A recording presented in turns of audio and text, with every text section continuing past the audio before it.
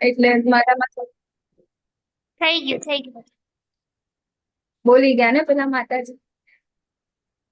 ચાલો, શ્રી શ્રી રાધા ગોવિંદજીના ચરણોમાં વંદન કરીને, શ્રીલા પ્રભુપાદજીના ચરણોમાં વંદન કરીને આપણે મંગલાચરણથી શરૂઆત કરીશું અધ્યાય 5 ની. શ્રી શ્રી રાધા ગોવિંદ કી જય, શ્રીલા પ્રભુપાદ કી જય. ઓમ અજ્ઞાન તિમિરાંધસ્ય જ્ઞાનાંજન શલાકયા ચક્ષુરુન્મિલિतं येन તસ્मै શ્રી ગુરુવે નમઃ. શ્રી ચૈતન્ય મનોભીષ્ટં સ્થાપિतं येन ભૂતલે સ્વયં રૂપા કદા મह्यं દદાતિ સ્વપદાન્તિકં. વંદેહં શ્રી ગુરુः શ્રીયુતાપદકમलं શ્રી ગુરુन् વૈષ્ણવાંશ્ચ श्रीरूपं साग्रजातं सहगण रघुनाथान्वितं तं सजीवं साद्वैतं सावधूतं परिजनसहितं कृष्ण चैतन्यदेवं श्रीराधा कृष्णपादान् सहगण श्रीविशाखान्वितांश्च हे कृष्ण करुणा सिन्धो दीनबन्धो जगत्पते गोपेश गोपिका कान्त राधा कान्त नमोऽस्तुते. तप्त कांचन गौरांगी राधे वृंदावनेश्वरी वृषभानुसुते देवी प्रणमामि हरिप्रिये. वाञ्छाकल्पतरुभ्यश्च कृपा सिन्धुभ्य एव च पतितानां पावनेभ्यो वैष्णवेभ्यो नमो नमः. नमः ओं विष्णुपादाय कृष्णपृष्ठाय भूतले श्रीमते भक्तिवेदांत स्वामिति नामिने. नमस्ते सरस्वती देवे गौरवाणी प्रचारिणे निर्विशेष शून्यवादी पाश्चात्य देश तारिणे. जय श्री कृष्ण चैतन्य प्रभु नित्यानंद श्री अद्वैत गदाधर श्रीवासादि गौर भक्त वृंद. हरे कृष्णा कृष्णा हरे कृष्णा कृष्ण कृष्ण हरे हरे हरे राम राम राम हरे हरे हरे कृष्ण. હરે કૃષ્ણ. આપ સૌનું ફરીથી ખૂબ હૃદયપૂર્વકનું સ્વાગત છે શ્રી શ્રી રાધા ગોવિંદા મંદિર ઇસ્કોન બેંગલુરુથી. અધ્યાય 5 ની ચર્ચાઓ આજે આપણે કરવાના છીએ. એના પહેલા આપણે જોઈએ ને, જો આજે 5મો દિવસ છે, પહેલા દિવસે કેટલા પાર્ટિસિપન્ટ હતા કોઈને યાદ છે? કેટલા લોકો હતા? કોઈ જોયું? આપણા આજુબાજુના આપણા કલીગ ક્લાસમેટ બધા કેટલા હતા? હરે કૃષ્ણ. હરે કૃષ્ણ. બોલો દીપ્તિ માતાજી. મેં જોયું તો 17-18 હતા. 70-80 ની આજુબાજુ, બરાબર ને? 86 બરાબર. ફર્સ્ટ ડે માં આજે જુઓ આપણો પાર્ટિસિપન્ટ કેટલા છે? ઓનલી 29, બરાબર. હવે આગળના અંદર આવશે, હા ને, આવતા 6થા અધ્યાયના અંદર આવશે કે બધા જ લોકો છે ને ભગવાનની સાથે છેક સુધી પહોંચી શકતા નથી. ભગવાનને પ્રાપ્ત કરવા વાળા માત્ર થોડા ને થોડા જ વ્યક્તિઓ. તો એટલા માટે તમને કીધું આ, કારણ કે તમે લોકો. હરે કૃષ્ણ. તો આપ જે સૌ જોડાઈ ગયા છો અહીંયા ગાડી 29, 30, અત્યારે 32 થયા છે. ધીરે ધીરે બધાને એવું થયું છે ચાલો ક્લાસ ચાલુ થઈ જઈએ, બરાબર ને? તો જે લોકો જોડાઈ ચુક્યા છે ને, તમે લોકો સામાન્ય જીવ નથી, બરાબર? એ તો પહેલા દિવસે આપણને, બીજા દિવસે ખબર પડી ને આપણે શરીર નથી, આત્મા છે, જીવાત્મા છે, બરાબર ને? અને અહીંયા અત્યારે જે લોકો 5મો અધ્યાયનું શ્રવણમ કરવા જે બેઠા છે ને, એ બધા સામાન્ય જીવ તો છે જ નહીં, બરાબર? ભગવાનને પ્રિય એવા જીવ છે, ભગવાનને શરણાગત થવા વાળા જીવ છે, કે જે લોકોને ભગવત પ્રાપ્તિ થશે થશે થશે ને થશે, 110% થશે, બરાબર? જીવનમાંથી જે અશાંતિ જે છે, જીવનની અશાંતિ પણ દૂર થશે, શાંતિ પણ આવશે. આજે ભગવાન આપણને શાંતિ સૂત્ર પણ આપવાના છે, બરાબર ને? તો જોઈએ આપણે કે આપણે આપણા જીવનમાંથી અશાંતિને દૂર કરીને શાંતિ કેવી રીતે પ્રાપ્ત કરીએ, કઈ રીતે આપણે કર્મયોગ, ભગવાને આપણને જે રીતે કીધું છે કૃષ્ણ ભાવના યુક્ત કર્મ કેવી રીતે આપણે કરવું જોઈએ. તો એના પહેલા આપણે જોઈએ કે અત્યાર સુધી આપણે 1 થી 4 અધ્યાય કમ્પ્લીટ કરી ચુક્યા છે, બરાબર? પહેલા અધ્યાયનું નામ હતું, બોલો શું હતું? શું હતું? કુરુક્ષેત્રના મેદાનમાં સૈન્ય નિરીક્ષણ. હરી બોલ, બરાબર? કિરણ પ્રભુ જે કીધું હે ને, કુરુક્ષેત્રના યુદ્ધ ભૂમિ અર્જુન વિષાદ યોગ. મેઘા માતાજી કે છે અર્જુન વિષાદ યોગ. બંનેના જવાબ સાચા છે. બરાબર. પ્રભુપાદ એનું નામ આપ્યું છે કુરુક્ષેત્રની યુદ્ધ ભૂમિ પર સૈન્ય નિરીક્ષણ, કે જ્યાં આગળ અર્જુનજી વિષાદમાં મુકાય છે. બરાબર, કે હવે મારે કરવું શું, હે ને. હથિયાર બધા છૂટી પડે છે. 5 કારણો આપે છે યુદ્ધ ન કરવા માટેના. બરાબર. એના પછી અધ્યાય 2 ના અંદર એમને જે 5 કારણો છે, 5 પ્રશ્નોના જવાબ ભગવાન એમને અહીંયા આગળ આપે છે ગીતાનો સાર, કે જેના અંદર આપણે મોટું શું જોયું હતું. પહેલું શરણાગત થવું પડશે આપણે ગુરુને.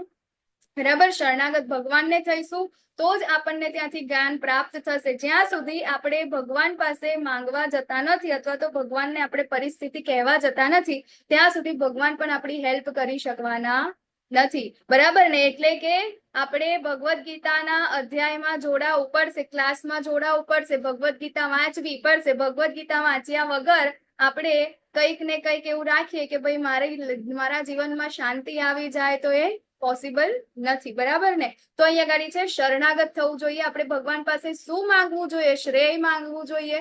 બરાબર. એ આપણને અર્જુનજી પાસેથી શીખવા મળે છે. અને બીજું ભગવાન આપણને શું શીખવાડે છે? કે આપણે શરીર નથી, આપણે આત્મા છીએ. બરાબર. અને આપણું જે આ આત્મા છે એ કેવી રીતે, જેવી રીતે કપડા બદલે છે એવી જ રીતે શરીરને ચેન્જ કરે છે. એક શરીર પછી બીજું શરીરને ધારણ કરે છે. પછી અર્જુનજીને ફરીથી શું થાય છે કે હવે હું કર્મ કરું, યુદ્ધ કરું, કે પછી સંન્યાસ લઈ લઉં, ભગવાન માટે આગળ જવું. કારણ કે ભગવાને બીજા અધ્યાયના અંદર બુદ્ધિ યોગ પણ આપ્યો હતો. બરાબર. કે ઇન્દ્રિયોને કેવી રીતે કંટ્રોલ કરવાની, ઇન્દ્રિયોને આપણે કંટ્રોલ નહીં કરીએ તો કેવી રીતે આપણે ફરીથી આપણું પતન થાય છે. એટલે એના માટે અર્જુનજીને ફરીથી થયું કે હવે હું શું કરું. એટલે પછી ભગવાને એમને શું આપ્યું હતું? 3જા અધ્યાયનું નામ શું હતું? કર્મયોગ. બરાબર. કર્મયોગ. તો ઘણા બધાને પ્રશ્ન થાય કે 3જા અધ્યાયનું નામ પણ કર્મયોગ અને 5મા અધ્યાયનું નામ પણ કર્મયોગ, તો બંને વચ્ચે શું તફાવત આપણે આજે જોઈશું. બરાબર. તો કર્મયોગના અંદર ભગવાન કહે છે અર્જુનજીને કે તું સંન્યાસ થવાની વાત કરે છે ને, જંગલમાં જઈને વાત કરે છે ને, કે ભાઈ ત્યાં જઈને ભગવાન પ્રાપ્તિ કરીશ. પરંતુ ભગવાન એને કહે છે કે કર્મ કર્યા વગર તો મનુષ્ય એક ક્ષણ પણ નથી રહી શકતો, હે ને. તો કર્મ તો તારે કરવું જ પડશે. બરાબર. અને એના પછી 4થા અધ્યાયના અંદર શું કહે છે ભગવાન? 3જા અધ્યાયના અંદર કીધું કર્મ કરવું પડશે, પરંતુ તારે સંન્યાસી બનવું છે તો કર્મના ફળ પ્રત્યેની જે આસક્તિ છે એને દૂર કરવી પડશે. એટલે કે કર્મ કરવાનું છે પરંતુ તેના ફળની આશા આપણે રાખવાની નથી. ફળ ઉપર આપણો અધિકાર નથી, પરંતુ કર્મ એ આપણો અધિકાર છે, આપણે કરવું જોઈએ. અને 4થા અધ્યાયના અંદર ભગવાને ગઈકાલે આપણને ધ્યાન, બરાબર, એટલે કે દિવ્ય જ્ઞાન આપણને આપ્યું. દિવ્ય જ્ઞાન એટલે કે ભગવાન માટેનું જ્ઞાન. બરાબર. દિવ્ય કોણ છે? ભગવાન છે. તો ગઈકાલે આપણે ભગવાન વિશે જાણ્યું, ભગવાન કેવા દિવ્ય છે અને આપણે કેવા છે. તો આપણે આને ભગવાન વિશેનો તફાવત. અને છેલ્લે ભગવાને કીધું છે કે તદ્વિધિ પ્રણિપાતેન પરિપ્રશ્નેન સેવ્યા, કે તમે તમારા જે ગુરુ છે, બરાબર, કે જે પરંપરાના અંદર આવતા જે ગુરુ છે, એ ગુરુના ઓથેન્ટિક ગુરુ પાસે તમે જ્યારે જઈને જ્ઞાન પ્રાપ્ત કરો છો ત્યારે શું થશે? તમે આ ભૌતિક સંસારમાંથી મુક્તિ મેળવી શકો છો. ભલે ને આપણે પાપ કર્મ પણ કર્યા કેમ ના હોય, તેમ છતાં આપણે જયારે આ દિવ્ય જ્ઞાન રૂપી નૌકામાં સ્થિત થઈશું ને, ત્યારે શું થશે? આપણને પણ ભગવત પ્રાપ્તિ અવશ્ય થશે. બરાબર. તો હવે અર્જુનજી અહીંયા આગળ ફરીથી કન્ફ્યુઝનમાં મુકાય છે. પહેલા તો બીજા અધ્યાયમાં ભગવાને એમને બુદ્ધિ યોગ આપી દીધો, 3જા અધ્યાયના અંદર કર્મયોગ આપી દીધો કે કર્મ તો કરવું પડશે, ફળની આશા નથી રાખવાની. અલગ અલગ પ્રકારના કર્મ પણ કહી દીધા. અને પાછું 4થા અધ્યાયના અંદર એવું પણ કહી દીધું કે શું કહેવાય? દિવ્ય જ્ઞાન. બરાબર ને. કે ભક્તિ પણ કરવાની છે. તો હવે કરવાનું શું છે એ અર્જુનજીને અહીંયા ગાડી કન્ફ્યુઝન થાય છે. એટલા માટે ભગવાને અહીંયા ગાડી આપ્યો કૃષ્ણ ભાવના યુક્ત કર્મ. બરાબર. અધ્યાય 5 કર્મયોગ કેવો છે? કૃષ્ણ ભાવના યુક્ત કર્મ. આપણી ચેતનાને આપણે ભગવાનમાં લગાડવાની છે. આપણી ચેતના જે છે, બરાબર, આપણી ભાવના જે છે કેવી કરવાની છે? ભગવાન વાળી આપણે કરવાની છે. કૃષ્ણ કોન્શિયસનેસ બનવાનું છે. આપણે જે કાંઈ પણ કરીએ છીએ બધું જ એના સેન્ટરમાં કોણ હોવા જોઈએ? ભગવાન હોવા જોઈએ. તો એ પ્રકારની આપણને ડિટેલ અહીંયા આગળ ભગવાન આજે આપણને કહી રહ્યા છે. બરાબર. તો અધ્યાય 5 જે છે ટોટલ 4 વિભાગના અંદર આપણે એને વહેંચ્યો છે.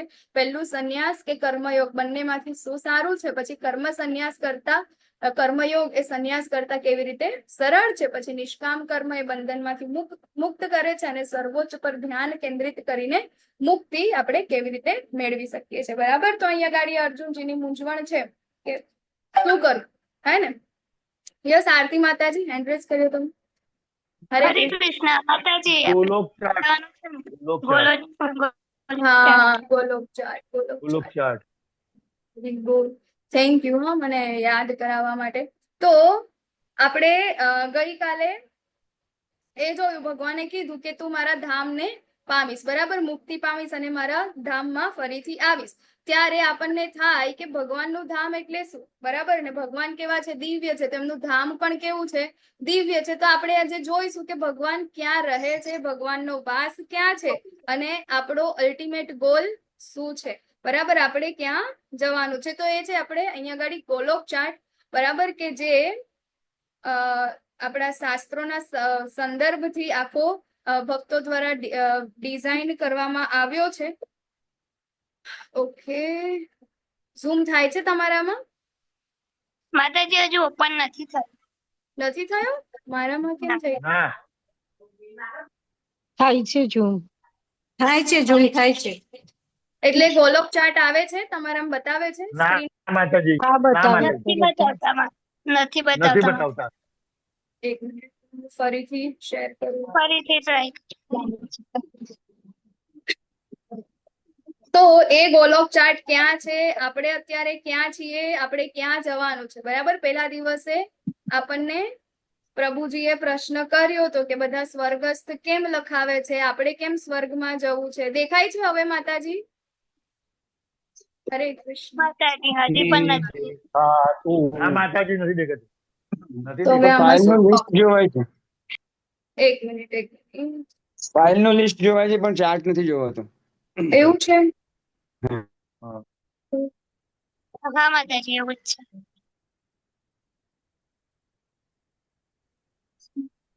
હવે જોવાય છે? હા માતાજી Yes, હા, yes. થઈ ગયો. હા. Yeah, done. આવી ગયું. તો હા આવે Very good, છે. very good. હા આવે છે. ચાલો, તો આપણે અહીંયા ગાડી ક્યાં છે, ક્યાંથી આવ્યા છીએ, કેવી રીતે ભગવાન બધાનું સર્જન કરે છે, એ આપણે અહીંયા ગાડી જોઈશું, બરાબર.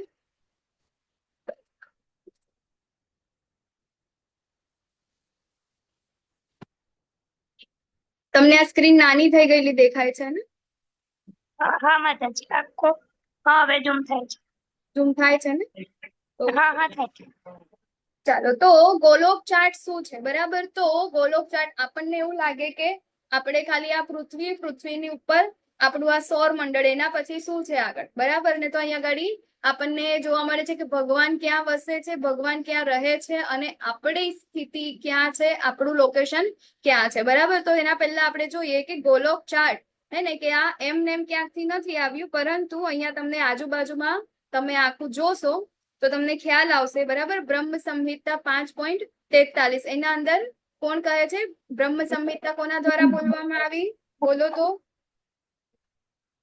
બ્રહ્મ સંહિતા કોના દ્વારા રચવામાં આવી? કોને બોલી છે? બ્રહ્માજી બ્રહ્માજી, બરાબર. બ્રહ્માજી. બ્રહ્મ સંહિતા એ શું છે? તો ભગવાન વિશેનું, ભગવાનની સ્તુતિ કરે છે, હે ને? કોણ કરે છે? બ્રહ્માજી, કે જે આખા બ્રહ્માંડના એકમાત્ર પહેલા જીવ છે, બરાબર. ભગવાને તેમને ત્યાંથી પ્રકટ, એમના અંદરથી, એમના નાભી કમળમાંથી એમને ઉદ્ભવ થાય છે.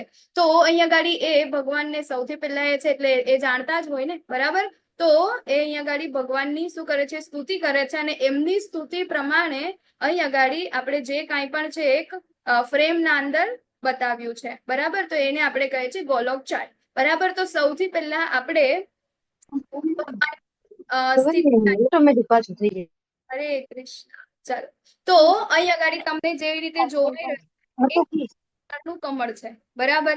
તમે અને તમે શબ્દ બોલશો તમે જવાબ તો ના, મળશે. ત્યાં નથી.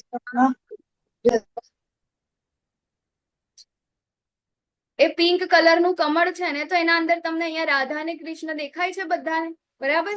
તો એ જ રાધા કૃષ્ણ છે. અહીંયા ગાડી કૃષ્ણજી છે, એમને ડાબી બાજુથી, બરાબર, અહીંયા ગાડીથી શંકર્ષણ અને બીજી બાજુથી કોણ આવે છે? શ્રીમતી રાધા રાણી, બરાબર ને? તો અહીંયા ગાડીથી બંને પ્રકટ થાય છે, એમાંથી વિસ્તાર થાય છે. એમનો વિસ્તાર થતા થતા જે આખું જે આ પિંક કલરનું જે આ કમળ છે ને, બરાબર, જે આટલો આખો જે આ ભાગ છે ને, એને શું કહેવાય છે? ગોલોક વૃંદાવન ધામ કહેવાય છે, બરાબર. એ જ ગોલોક વૃંદાવન ધામ, એનું આખરનું જે વિસ્તાર સ્વરૂપ છે, એના અંદર નીચે શું આવે છે? તો નીચે અહીંયા ગાડી આવે છે, બરાબર, અહીંયા આવે છે મથુરા, જગન્નાથપુરી અને દ્વારિકા, બરાબર, કે જે અત્યારે આપણા ત્યાં પણ છે ને, બરાબર. ભૌતિક જગતના અંદર પણ મથુરા છે, જગન્નાથપુરી છે અને દ્વારકા છે, બરાબર ને. તો એ શું છે અહીંયા ગાડી એનું બોલો શું છે ભૌતિક જગતનો અહીંયા ગાડી એ દેખાય છે ને તમને બધાને? મને કેમ નહીં? દેખાય છે માતાજી. Okay okay. રિફ્લેક્શન છે, રિફ્લેક્શન રિફ્લેક્શન, નથી પ્રતિકૃતિ, બરાબર. એવી રીતે જેવી રીતે આ ગાડી. હરે કૃષ્ણ. પ્લીઝ મ્યુટ રાખજો, મને અવાજ આવી રહ્યો છે બેકગ્રાઉન્ડ. તો મથુરા, જગન્નાથપુરી અને દ્વારકા, બરાબર. તો ત્યાંથી અહીંયા ગાડી આવે છે કોણ છે? જો અહીંયા ગાડી શ્રી સંકર્ષણ, બરાબર ને. તો 4 અહીંયા ગાડી એમના વિસ્તાર થાય છે. આ 4 બાજુ છે, બરાબર. આપણે ગોલોક ચાર્ટ ને ભણવું હોય તો 4-5 દિવસ પણ આપણને ઓછા પડે. લેક્ચર આના ઉપર થાય, પરંતુ આપણે જે બેઝિક છે આજે આપણે લઈશું કે આપણે અત્યાર માટે બેઝિક કોર્સ જે છે એના માટે શું ઇમ્પોર્ટન્ટ છે, બરાબર. પછી એના પછી આવે છે અહીંયા ગાડી અયોધ્યા, બરાબર. ભગવાનનું જે સાકેત ધામ જે છે, બરાબર ને. અયોધ્યા શ્રી રામચંદ્રજી જ્યાં ગાડી વાસ કરે છે એ છે અયોધ્યા. પછી એના નીચે આવે છે વૈકુંઠ, બરાબર. આ જે બ્લુ કલરનું આપણને જે દેખાઈ રહ્યું છે એ છે વૈકુંઠ, કે જ્યાં ભગવાનની ઓફિસ છે, જ્યાં આ ગાડી આવીને આ સૃષ્ટિનું શું કરે છે? પાલન, નિયંત્રણ ને બધું કરે છે. ત્યાંથી ઓફિસ છે, બરાબર. જે ગોલોક વૃંદાવન ધામ જે ઉપર આપણે જે જોયું પિંક કલરનું, એ શું છે? ભગવાનનું ઘર છે.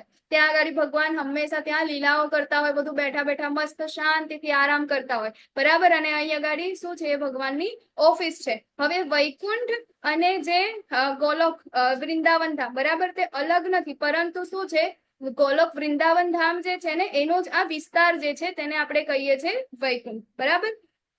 હવે એનાથી આપણે આગળ જોઈએ, બરાબર, કે આપણે તમને આ જોવાય તો ઝૂમ આઉટ કરું.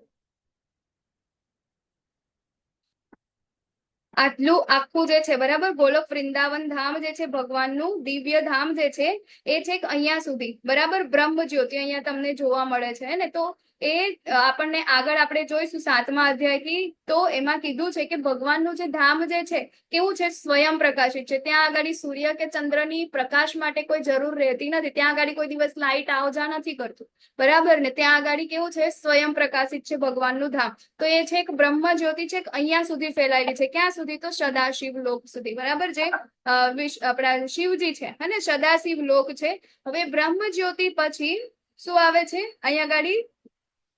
આપણા જે ભગવાનના 3 વિસ્તારો છે ને. તો ભગવાનના 3 વિસ્તારો કયા કયા છે?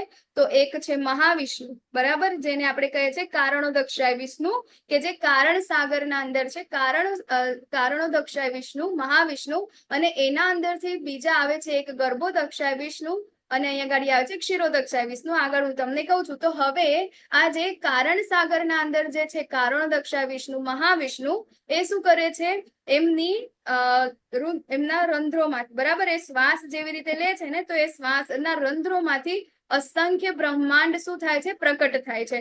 તો હવે આપણને થાય અહીંયા ગાડી બ્રહ્માંડ ક્યાં છે? તો આ રહ્યા જે આપણને આ યલો કલરના જે મોતી જેવા ગોળા દેખાય છે ને, એ શું છે? બ્રહ્માંડ છે, બરાબર ને. તો આવા અહીંયા ગાડી આપણને જોવાઈ રહ્યા છે તે પ્રમાણે અસંખ્ય છે, બરાબર. ગણી પણ ના શકાય આપણાથી, એવી રીતે અસંખ્ય છે.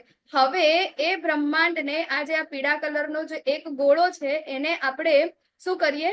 એને વચ્ચેથી કટ કરીએ, બરાબર ને. તો આપણે એને વચ્ચેથી કટ કરીએ તો આપણને અંદર આવું કંઈક જોવા મળે, એટલે કે આખું આ બ્રહ્માંડ છે, બરાબર. તો બ્રહ્મ અંડ, બરાબર, બ્રહ્મનું અંડ અંડ મતલબ શું? એના અંદર અંધકાર હોય, બરાબર ને. એટલે આપણને અહીંયા ગાડી શું જોવા મળે છે? અંધકાર જોવા જ મળે છે. પરંતુ બ્રહ્માંડની બહાર શું છે અહીંયા ગાડી? હે ને, ત્યાં આગળ તો અજવાળું જ છે, ત્યાં તો ભગવાનની જ્યોતિ છે જ, બરાબર. તો એના અંદર સૌથી પહેલા ભગવાન ત્યાં આગળ કયા સ્વરૂપના હતા? કારણોદક્ષા વિષ્ણુ, મહાવિષ્ણુ, બરાબર, કે જેમના રંધ્રોમાંથી શું ઉત્પન્ન થાય છે? બ્રહ્માંડ ઉત્પન્ન થાય છે. હવે બ્રહ્માંડના અંદર પણ ભગવાન અહીંયા ગાડી આવે છે. શેના અંદર? તો ગર્ભોદક ઓશિયનના અંદર, બરાબર. તો ગર્ભોદક સાગર જે છે એના અંદર ભગવાન આવે છે ગર્ભોદક્ષાય વિષ્ણુ તરીકે. હવે ગર્ભોદક્ષાય વિષ્ણુના નાભી કમળમાંથી કોણ પ્રગટ થાય છે? તો એમના નાભી કમળમાંથી કોનો વિસ્તાર થાય છે? તો અહીંયા ગાડી બ્રહ્માજી, બરાબર ને. તો બ્રહ્માજી અહીંયા ગાડીથી ઉત્પન્ન થાય છે. હવે બ્રહ્માજી શું કરે છે? તો બ્રહ્માજી આ સૃષ્ટિનું શું કરે છે? સર્જન કરે છે. બરાબર. તો હવે બ્રહ્માજીએ સૃષ્ટિનું સર્જન કરી દીધું, બરાબર ને, પરંતુ એના અંદર જીવાત્માઓ જે છે એ કેવી રીતે આવે તો એ આપણે જોઈએ. એના પછી આપણે લોક જોઈએ. હા ને. તો હવે અહીંયા ગાડી આપણે ફરીથી ઉપર આવી જઈએ તો મહાવિષ્ણુ જે છે, બરાબર, તો મહાવિષ્ણુ એ રમાદેવી ઉપર દ્રષ્ટિપાત કરે છે, બરાબર ને. રમાદેવી ઉપર દ્રષ્ટિપાત કરે છે અને એના પછી શું કરે છે? કોને સંદેશો આપે છે? શંભુ એટલે કે શિવજી અને માયાદેવ, બરાબર, દુર્ગા દેવી, એ બંને મળી અને શું કરે છે? આ બ્રહ્માંડના અંદર શું કરે છે? જીવોને ત્યાં ગાડી મોકલે છે, બરાબર. એનું અહીંયા ગાડી એ લોકો લાવે છે. હવે દરેક જીવ આવી તો જાય છે, પરંતુ એ લોકો ચલાયમાન હોતા નથી. એટલે પછી શું કરે છે? ભગવાન ત્રીજો અવતાર ધારણ કરે છે, બરાબર. ત્રીજો કયો? તો કયો? વિસ્તાર, બરાબર ને. એ ગાડી અવતાર નથી, ભગવાનનો ત્રીજો વિસ્તાર. તો એ છે કયો? ક્ષીરોદક્ષાય વિષ્ણુ, કે જે દરેક જીવાત્માની અંદર, દરેક જીવાત્માના હૃદયના અંદર ભગવાન પરમાત્મા તરીકે વાસ કરે છે. એ કોણ છે? ક્ષીરોદક્ષાય વિષ્ણુ પોતે છે, બરાબર. તો ભગવાનના 3 વિસ્તાર કયા? મહાવિષ્ણુ, ગર્ભોદક્ષાય વિષ્ણુ અને ક્ષીરોદક્ષાય વિષ્ણુ. હવે આપણે બ્રહ્માંડ આગળ જોઈએ તો અહીંયા ગાડી આપણને જોવાય તો અહીંયા અલગ અલગ 14 લોક છે, બરાબર. તમે લોકો પણ તમારી સ્ક્રીનમાં કદાચ ઝૂમ કરી શકશો. જુઓ, બરાબર. બ્રહ્માજી, હવે અહીંયા ગાડી બ્રહ્માજીનું લોક છે બ્રહ્મલોક, બરાબર ને. તો અહીંયા ગાડી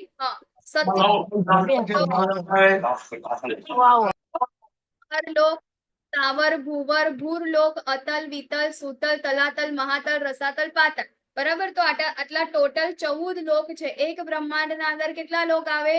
14 લોક આવે, બરાબર. તો હવે આ 14 લોકના અંદર આપણે કઈ બાજુ છીએ? તો અહીંયા ગાડી ભૂર લોકના અંદર, જે અર્થ અહીંયા ગાડી આપણને લખેલું છે તે, બરાબર. The abode of human beings and other mortals, બરાબર. તો જેટલા પણ જીવ, તો અહીંયા ગાડી જે ભૂર લોકના અંદર આપણું સ્થાન ક્યાં છે? ભૂર લોકના અંદર છે, બરાબર. તો હવે આપણને થાય કે આપણે ભૂર લોકમાં છે ને આપણને ક્યાં જવાની ઈચ્છા છે? સ્વર્ગ લોકમાં જવાની ઈચ્છા છે. આ સ્વર તમને દેખાય છે?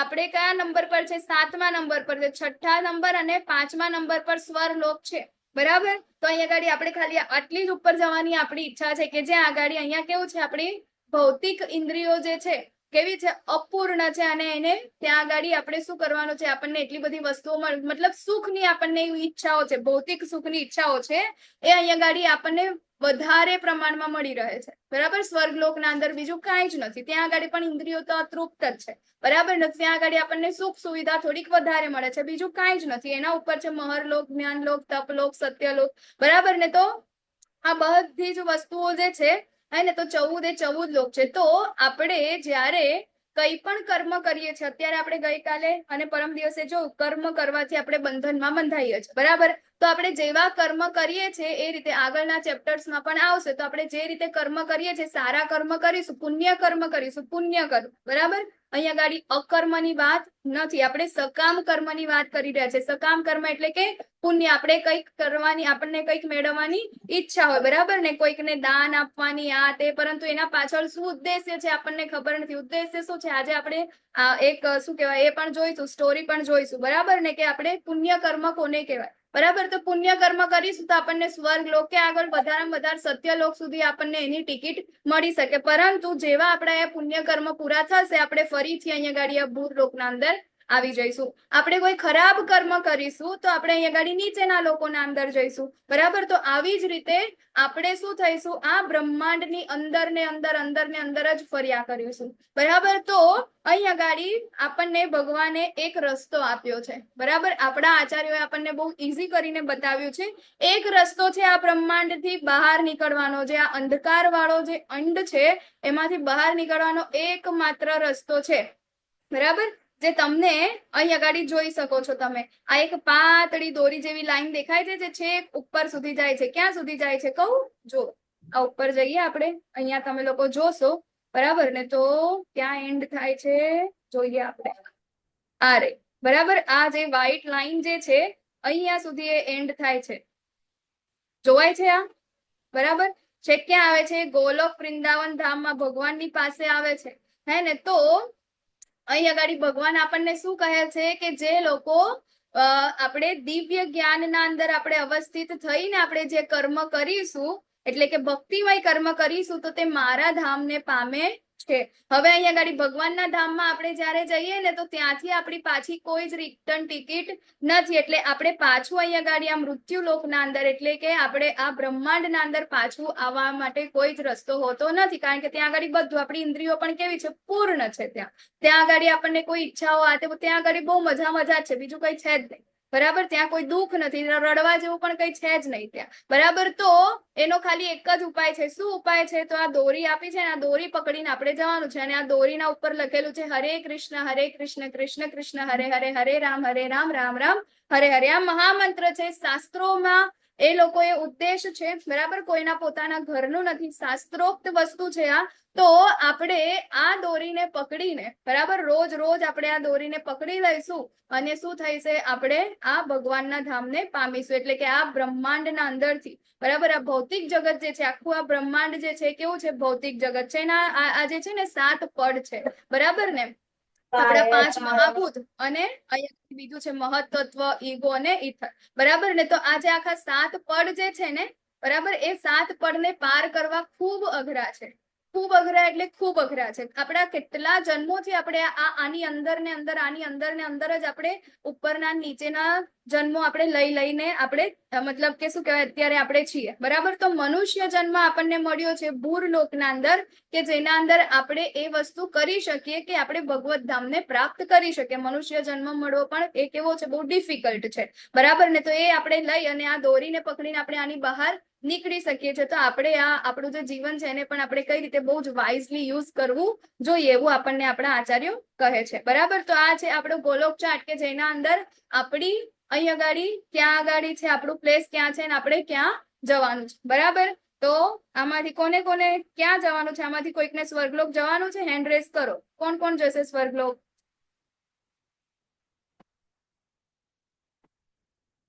ચાલો, વૃંદાવન ધામ કોને જવું છે? ગોલોક વૃંદાવન ધામ કોને જવું છે? હેન્ડ રેઝ તો કરો. કોઈને નથી જવું? રાજેન્દ્ર પ્રભુજીને એકલાને જ જવું છે? માતાજીને જવું છે? નિકુંજ પ્રભુજીને જવું છે? નીલપા માતાજીને જવું છે? આરતી માતાજી, મારો હેન્ડ રેઝ મારે જવું છે. પરેશ શાહ પ્રભુજી, ઈશા માતાજી, કૃષ્ણ કૃપાલયા પ્રભુજી, ભારતી માતાજી, સેજલ માતાજી, ઓ પછી બીજા બધા ફિઝિકલ હેન્ડ રેઝ કરે છે, હે ને. જાનકી માતાજી કહે છે, રૂપલ માતાજી, દીપ્તિ માતાજી. હા ને, તો મતલબ કે આપણે બધાને ક્યાં જવું છે? આપણને વૃંદાવન ધામ, ગોલોક વૃંદાવન ધામ જવું છે. આપણે આ મૃત્યુ લોકના અંદર આગળ ભગવાન કહે છે કેવું છે? આ દુખાલય છે, હે ને. તો આ દુખાલયના અંદર આપણને રહેવાની ઈચ્છા નથી. આપણે તો ક્યાં જવું છે? ભગવાનના ધામમાં, કે ત્યાં આગળ દુઃખ નામની કોઈ વસ્તુ જ નથી, બરાબર. ત્યાં આગળ આપણો જે પરમ ઉદ્દેશ્ય જે છે આપણે બસ ત્યાં એ જ સાર્થક કરી શકીએ છીએ, બરાબર ને. તો ચલો આપણે આપણા અધ્યાય તરફ ફરીથી આગળ જઈએ. હરે કૃષ્ણ માતાજી. હરે કૃષ્ણ. માતાજી, એ પહેલો ભગવાનમાંથી જે પહેલો જ અવતાર થયો ને, જમણા હાથમાંથી આપણે બલદેવજી અને ડાબા હાથમાંથી રાધા રાણી. હા, તો માતાજી પહેલા એ થાય ને, પછીથી એ છે અનિરુદ્ધ ને બધા આવ્યા ને. હા, એના પછી એટલે ગોલોક ચાર્ટ આ તો આપણું બેઝિક છે, એટલે જ મેં કીધું બેઝિક છે. એની આજુબાજુ જે ડિસ્ક્રિપ્શન છે ને બહુ બધું છે, હે ને. આપણે ગોલોક ચાર્ટ ભણવા માટે 1 મહિનો આખો નીકળી, એક બેચ આપણી 18 દિવસની આની છે ને, તો એક બેચ ગોલોક ચાર્ટ ભણવા માટે નીકળી જાય. એટલે અત્યારે બેઝિક આપણે જે છે એ જોઈએ. તમે લોકો ડિટેલમાં તમને આપણે એના અંદર મોકલી આપવામાં આવશે ગ્રુપમાં ગોલોક ચાર્ટ, તમે લોકો પણ જાતે જોઈ શકો છો. આવી ગયો માતાજી. આવી ગયો ને? હરી બોલ. આરતી માતાજી હોય એટલે ક્યાંય કહેવું ક્લાસમાં જ મૂકી દીધો. હરી બોલ, બરાબર. તો તમે એને અવશ્ય જોજો. એમાં તમને કઈ પ્રશ્ન હોય તો મને પૂછજો, બરાબર. આજે છેલ્લે ક્લાસના અંતે પણ તમે પૂછી શકો છો. આવતીકાલે એ જોઈને પણ તમે પ્રશ્ન પૂછી શકો છો, બરાબર. તો અત્યારે આપણે જોયું આપણે ક્યાં જવાનું છે? ગોલોક વૃંદાવન ધામ. ભગવાન અહીંયા ગાડી એની ગેરંટી આપી રહ્યા છે કે જે આવી રીતે નથી થાય. નથી થાય. ના માતાજી, બધી ફાઇલ્સ ખુલેલી છે. હવે તો છે ને? હા થઈ હા, ગયું. હવે બરાબર છે માતાજી, હવે બરાબર. હરે કૃષ્ણ. ચાલો, તો અહીંયા ગાડી ભગવાન આપણને ગેરંટી આપી રહ્યા છે કે જે ભક્તિમય પ્રવૃત્તિ કરશે મારા ધામને પ્રાપ્ત કરશે. બરાબર. આપણે કેમ ભગવાનના ધામને કેમ પ્રાપ્ત કરવું છે? ઘણા બધાને થતું હોય કે ભક્તિ તો ભાઈ શું કહેવાય બહુ એજ પછી આપણે કરી શકીએ ને. અત્યારથી શું ભક્તિ કરીએ? અત્યારે તો આપણે કમાવાનું છે, સંસાર મોટો કરવાનો છે, ફરવાનું છે, દુનિયા ફરવાની છે, બધું જોવું છે, એક્સપિરિયન્સ કરવું છે. તો પછી આપણે હમણાંથી કેમ ભગવત ધામનું વિચાર કરીએ? બરાબર. તો આગળના ચેપ્ટર્સના અંદર આપણે જેમ જેમ આવીશું તેમ તેમ ખબર પડશે. બરાબર. જેટલું આપણને વધારે ફરવાની ઈચ્છા છે, જેટલું વધારે કમાવાની ઈચ્છા છે, જેટલું વધારે દુનિયા જોવાની ઈચ્છા છે, એટલા જ આપણે શું થઈએ છીએ? દુઃખી થઈએ છીએ. બરાબર. એટલી જ આસક્તિઓ વધે છે, દુઃખી થઈએ છીએ. અને રોજ ભલે ને આટલું ફરતા હોય, ભલે ને રોજના કરોડો કેમ ના કમાતા હોય, તો પણ છેલ્લે તો શું હોય છે? આપણને અસંતોષ અને અશાંતિ તો આપણા મનમાં હોય જ છે. અને ક્યાંક ને ક્યાંક આપણે શોધ કરીએ છીએ. બરાબર. તો અહીંયા આગળ ભગવાન એની જ વાત કરે છે કે આપણો અલ્ટિમેટ ગોલ જે છે, બરાબર, એ છે ભગવત પ્રાપ્તિ, ભગવાનની સેવા, ભગવાનનું ધામ. બરાબર ને? તો એને પ્રાપ્ત કરવા માટે ભગવાને આપણને ગઈકાલે શું કરી દીધું? આપણને આન્સર આપી દીધો. આપણે કોની પાસે જવું જોઈએ? તો આપણા ઓથેન્ટિક ગુરુ પાસે જવું જોઈએ. અને આપણને જે ઉપદેશ આપે એને આપણે શું ફોલો કરવું જોઈએ. તો હવે અર્જુનજીને અહીંયા આગળ ફરીથી પ્રશ્ન થાય છે. બરાબર. કે મારે કરવું શું? બુદ્ધિ યોગમાં આગળ વધવું, કર્મ કરવું, કે પછી શું કરું? ત્યાં આગળ તમારા માટે ભક્તિ કરું. બરાબર ને? તો અહીંયા આગળ અહીં એ જ એમના પ્રશ્ન છે. બરાબર. તો અહીંયા આગળ ભગવાન આપણને કહે છે કે સંન્યાસ. બરાબર. અર્જુનજીનો પ્રશ્ન છે સંન્યાસ કે પછી કર્મયોગ, શું વધારે સારું છે? સંન્યાસની ડેફિનેશન પણ આજે અહીંયા આગળ ભગવાન આપણને આપશે. અત્યાર સુધી આપણને શું લાગતું હતું? સંન્યાસ એટલે શું? જે લોકો શું કહે, ભગવા રંગના કપડા પહેરી દે, હિમાલયમાં જતા રહે, હરિદ્વારમાં જતા રહે, અખાડામાં જતા રહે, એ છે સંન્યાસ. અને એ લોકોને જ ભગવત પ્રાપ્તિ થાય, બીજા લોકોને ભગવત પ્રાપ્તિ થતી નથી. અત્યાર સુધી એવું જ હતું ને. બરાબર. મેં જ્યાં સુધી લેવલ 1 જયારે મેં સ્ટાર્ટ કર્યું ત્યારે મને તો ત્યાં સુધી એવું જ હતું કે સંન્યાસી એટલે મતલબ કે જે લોકો આવી રીતે બધું ઘર બાર બધું છોડીને જતા ને એ લોકોને જ ભગવત પ્રાપ્તિ થાય. આપણે બધા તો બહુ કેવા માણસો છે. બરાબર. આપણને તો ભગવાન ના મળે. તો અહીંયા આગળ ભગવાન એના માટે પ્રશ્નનો એ આપણો જે સંશય છે એનો પણ અહીંયા આગળ એનો જવાબ આપે છે કે કયું સારું છે, કર્મ સંન્યાસ કે કર્મયોગ? તમે લોકો ઝૂમ ચેટના અંદર જવાબ આપો તમારા. બરાબર. હરે કૃષ્ણ. પ્લીઝ માઇક તમારું બંધ રાખો. તો કયું સારું છે, કર્મ સંન્યાસ કે કર્મ યોગ? બરાબર ને? તો કર્મ સંન્યાસ કોને કહીશું આપણે? કે જે લોકોએ શું કર્યું છે કે કર્મ જે છે એને કર્યું જ નથી. બરાબર ને? એને કર્મ છોડી દીધું છે અને શું કરે છે? માત્ર ને માત્ર કે છોડો ઘર બાર, ચલો હરિદ્વાર, અને ત્યાં આગળ જઈને ભગવાનને શું કહેવાય ત્યાં આગળ પ્રાપ્ત કરવાની એ કોશિશ કરે છે. અને કર્મ યોગ એટલે શું? હંસા માતાજી તમારો હેન્ડ રેસ હતો. ઓકે. તો કર્મયોગ એટલે શું? કે એ કર્મ જેટલી પણ આપણી ઇન્દ્રિયો જે છે, બરાબર, એને આપણે ભગવાનની સાથે જોડવું. યોગ એટલે શું? જોડવું. અને કર્મ સંન્યાસ એટલે એને છોડી દેવું. બરાબર. તો કર્મ સેનાથી દ્વારા આપણે કરીએ છીએ? તો આપણી ઇન્દ્રિયો દ્વારા. બરાબર ને? તો એ ઇન્દ્રિયોને આપણે શું કરીએ છીએ? કર્મ સંન્યાસના અંદર આપણે ત્યાગી દઈએ છીએ. એટલે શું? કે આપણે જે કાંઈ પણ કરવું છે, આ ના ખવાય, આ ના જવાય, આવું ના કરાય, તેવું ના કરાય, ઘરે ના રહેવાય, કોઈની સાથે રિલેશન ના રખાય, આ બધી જ વસ્તુ શું છે? કર્મ સંન્યાસમાં આવે છે. બરાબર. આપણે એવા ઘણા બધા એવા સંન્યાસી જોઈએ છે હે ને, જે લોકો ત્યાં આગળ આપણાથી એવું લાગે કે આ તો કંઈક અલગ જ પ્રાણી છે. બરાબર ને? એ છે કર્મ સંન્યાસ, કે જેને પોતાની ઇન્દ્રિયો જે છે, કર્મ જે છે, કર્મેન્દ્રિયો, જ્ઞાનેન્દ્રિયો, એ બધાનો શું કરે છે? ત્યાગ કરે છે. એ છે કર્મ સંન્યાસ. અને એના દ્વારા એ ભગવાનને પ્રાપ્ત કરવાનો પ્રયાસ કરે છે. બરાબર. હવે કર્મયોગ એટલે શું? કે જે એના અંદર બધી ઇન્દ્રિયો છે તો ખરી, પરંતુ એને શું કરે છે? યોગ એટલે કે ભગવાનની સાથે જોડી દે છે. એને ભગવાન માટે શું કરે છે? યુઝ કરે છે. બરાબર. તો અહીંયા આગળ ભગવાન એના માટે જ પ્રશ્નનો જવાબ આપે છે.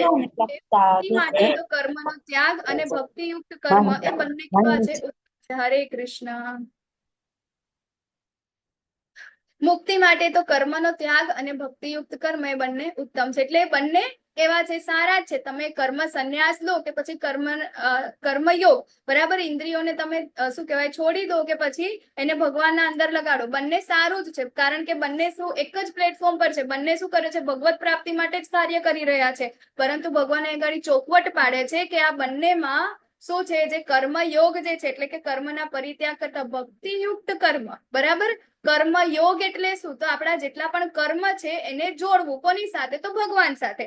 બરાબર. તો એને શું કહેવાય? ભક્તિ કહેવાય. કે આપણા જે કાંઈ પણ આપણે કામ કરીએ છીએ એને ભગવાન સાથે જોડી દેવાય. એનું નામ છે કર્મયોગ. બરાબર, કૃષ્ણ ભાવના યુક્ત કર્મ, બરાબર. તો એ કેવું છે અહીંયા ગાડી, એ શ્રેષ્ઠ છે. એ નહીં કે આપણે શું કહેવાય, આપણા ખાવા માટે આપણે અગ્નિ પણ નથી પ્રગટાવતા કે પછી આપણે બધું છોડી દીધું છે, બરાબર. એ ત્યાંથી આપણે જ્યારે આ વસ્તુ જ્યારે કરીશું, જ્યારે કર્મ સંન્યાસ આપણે જ્યારે કરીશું, બરાબર, ત્યારે શું થશે, એમાંથી આપણે પાછું ફોલ ડાઉન થવાના ચાન્સીસ ઘણા બધા છે. જેમ કે અહીંયા આગળ પ્રભુપાદ ડિસ્ક્રિપ્શનમાં લખે છે કે આપણને મળેલી બધી જ વસ્તુઓ, બરાબર, આ શરીર કે પછી આપણું આ જીવાત્મા, એ બધું જ કોનું છે, ભગવાનનું છે, આપણું પોતાનું કઈ જ નથી, બરાબર. જીવાત્મા પણ શું છે, ભગવાનનો દાસ છે. અને આપણને જે શરીર મળ્યું છે, આપણને જે ભોગવવા માટે જેટલી પણ વસ્તુઓ ભગવાને આપણને પ્રોવાઈડ કરી છે, એ બધું જ કોનું છે, ભગવાનનું છે. તો હવે અહીંયા આગળ એક વાત આવે કે આપણે સંન્યાસ લેવો છે. સંન્યાસ મતલબ આ બધી જ વસ્તુઓનો ત્યાગ કરવો, બરાબર. પરંતુ આપણે ત્યાગ કઈ વસ્તુનો કરી શકીએ કે જે મારું પોતાનું હોય. મારું તો અહીંયા આગળ પોતાનું કઈ છે જ નથી, બરાબર. તો એને શું કરવાનું છે, આપણને જે ભગવાને આપ્યું છે એને આપણે ભગવાનના માટે એને વાપરવાનું છે, બરાબર. એને કહીશું આપણે ભક્તિ યુક્ત કર્મ, કે આપણે એને કહીશું કર્મયોગ, બરાબર, કે કૃષ્ણ ભાવના યુક્ત કર્મ, કે જે કાંઈ પણ ઇન્દ્રિય છે, શરીર છે, મન છે, વાણી છે, સંપત્તિ છે, જે કાંઈ પણ જે છે, આપણા સંબંધો છે, જે કાંઈ પણ આપણી પાસે અવેલેબલ છે, એ બધી જ વસ્તુને આપણે કોના માટે વાપરવાની છે, એ આપણે ભગવાન માટે વાપરવાની છે. તો શું થશે, એ આપણને એનાથી શું થશે, આપણને ભગવત પ્રાપ્તિ થશે. નહીં કે આપણે શું કહેવાય, કારણ કે કર્મ સંન્યાસ જે છે ને, બરાબર, કે ચલો મને પરિવાર મળ્યો છે, તો પરિવાર આપણને આગળ જોઈશું એમ કે આપણને આપણા પોતાના કર્મ પ્રમાણે જ આપણી આજુબાજુ જે કાંઈ પણ આપણને મળી રહ્યું છે, સુખ દુઃખ જે કાંઈ પણ, એ આપણને પોતાના કર્મ પ્રમાણે મળી રહ્યું છે, બરાબર. તો આપણને જે કાંઈ પણ મળી રહ્યું છે એનો આપણે ત્યાગ કેવી રીતે કરી શકીએ, બરાબર ને. તો એનો ત્યાગ આપણે જ્યારે કરીએ છીએ ત્યારે શું થાય છે, આપણે વચ્ચેથી ક્યાંક ને ક્યાંકથી શું થાય છે, ભૂલા પડી જઈએ છે ને, કે બધું કે મારી પાસે, જે લોકો સંન્યાસ ગ્રહણ કરે છે, બરાબર, જે લોકો ચલો ઘર બહાર ને ચડો હરિદ્વાર વાળું જે છે, બરાબર ને, તો થોડા ટાઈમ પછી એ લોકો શું અનુભવે છે, ડ્રાયનેસ ફીલ કરે છે, શુષ્કતા અનુભવે છે, બરાબર ને. આ નથી ખાવાનું, આવું છે, તેવું છે, લોકો નથી પોતાની સાથે, આ તે, કારણ કે ઇન્દ્રિયો જે છે, બરાબર, ઇન્દ્રિયો કેવી છે, બહુ પ્રબળ છે ને ત્યાં આગળ એમને મારી મચોડીને ઇન્દ્રિયોને શું કરવી પડે છે, બહુ જ એને કંટ્રોલ કરવી પડે છે. ને આપણને બધાને ખબર છે કે આપણી ઇન્દ્રિયો આપણે બહુ કંટ્રોલ કરી શકતા નથી. ઇન્દ્રિયોને કંટ્રોલ કરવું એ બહુ ડિફિકલ્ટ છે. આપણે આગળ જોઈશું, અર્જુનજી પણ કહેશે કે મનને નિયંત્રણમાં રાખવું એ બહુ ડિફિકલ્ટ છે, બરાબર, આગળના ચેપ્ટર્સમાં આવશે. તો એને કંટ્રોલ કરવું બહુ ડિફિકલ્ટ છે. એટલા માટે શું કરે છે, થોડો ટાઈમ એ લોકો સંન્યાસની પ્રેક્ટિસ કરે છે અને પાછા શું થઈ જાય છે, પાછા ઇન્દ્રિયો એ લોકોની જેવી એક્ટિવેટ થાય છે ને પાછા એ લોકો નીચે પડી જાય છે અને પછી ફરીથી બીજી બધી વસ્તુઓના અંદર લાગી જાય છે, બરાબર. જેમ કે લોક કલ્યાણના અંદર ને આ અને તેને બધામાં લાગી જાય છે. એટલા માટે કહે છે કે સારો સુગમ રસ્તો કયો છે, તો સુગમ રસ્તો ભગવત પ્રાપ્તિનો એક જ છે, એ છે ભક્તિયુક્ત કર્મ, બરાબર. તો અહીંયા ગાડી ભગવાન આપણને ધર્મના 6 પ્રકાર પણ કહે છે, વિધર્મ, પરાધર્મ, અપધર્મ, ચલાધર્મ, બરાબર, આ બધું છે. અને હવે બહુ જ ઇમ્પોર્ટન્ટ, તમારે બધાએ મને બધાએ જવાબ આપવાના છે, બરાબર. શું માનવ સેવા એ માધવ સેવા સમાન છે? બોલો. અચ્છા, પૂર્વિકા દરજી પ્રભુજી કહે છે કે હા, માનવ સેવા એ માધવ સેવા સમાન છે. યસ, રાજેન્દ્ર પ્રભુજી નો હેન્ડરેસ છે, બોલો પ્રભુજી. બરાબર છે, માનવ સેવા ઉત્તમ સેવા છે, એ એક માધ્યમ છે. માનવ સેવા ઉત્તમ સેવા છે. અચ્છા, નીલપા એ માતાજી માધ્યમ શું કહો છે છો તમે? પ્રભુ સુધી પહોંચવાનું હરે દ્વાર છે. કૃષ્ણ માતાજી. હરે કૃષ્ણ. માતાજી, ના નથી, માનવ સેવા અને માધવ સેવા બિલકુલ સમાન નથી. કારણ કે માધવ એ તો સ્વયં પરમાત્મા શ્રી કૃષ્ણ છે અને આપણે તો બધા બદ્ધ જીવ છીએ, બંને સમાન કેવી રીતે થઈ શકે? ઓકે, ચાલો. તો નીલપા માતાજીના મત અનુસાર માનવ સેવા એ માધવ સેવા સમાન નથી. પછી ભારતી માતાજી તમે શું કહો છો? હરે કૃષ્ણ. તો બેકગ્રાઉન્ડ આપણે માનવ સેવા થકી પ્રભુની નજીક જઈ શકીએ છીએ. ઓકે, માનવ સેવા થકી પ્રભુની નજીક જઈ શકીએ છીએ. ઓકે, પણ પછી સ્વામી વિવેકાનંદનું એક વાક્ય છે કે માનવ સેવા એ જ પ્રભુ સેવા. જે ભારતના પ્રખર સંત હતા, જેણે પોતાને બધી ઇન્દ્રિયોને કાબુમાં કરેલી, તો એમનું જ વાક્ય છે કે માનવ સેવા એ જ પ્રભુ સેવા. માનવ સેવા એ પ્રભુ સેવા છે. ઓકે, પછી બીજા કોઈ? અલ્પેશ પ્રભુજી. હરે કૃષ્ણ માતાજી. હરે કૃષ્ણ. કોઈ પણ કાર્ય જે સેવા કરીએ એમાં આપણે કૃષ્ણને વશમાં જે રાખીને જે કાર્ય કરીએ, જે કૃષ્ણ ભગવાનને સેન્ટરમાં રાખીને જે કાર્ય કરીએ એ સેવા. ઓકે, એટલે માનવ સેવા એ માધવ સેવાની સમાન નથી, એવું કહેવા માંગો છો તમે? હા માતાજી. ઓકે, ચાલો. પછી ભારતી માતાજીનો હેન્ડ રેસ છે, બોલો માતાજી. ઓકે, બીજા દક્ષા માતાજી.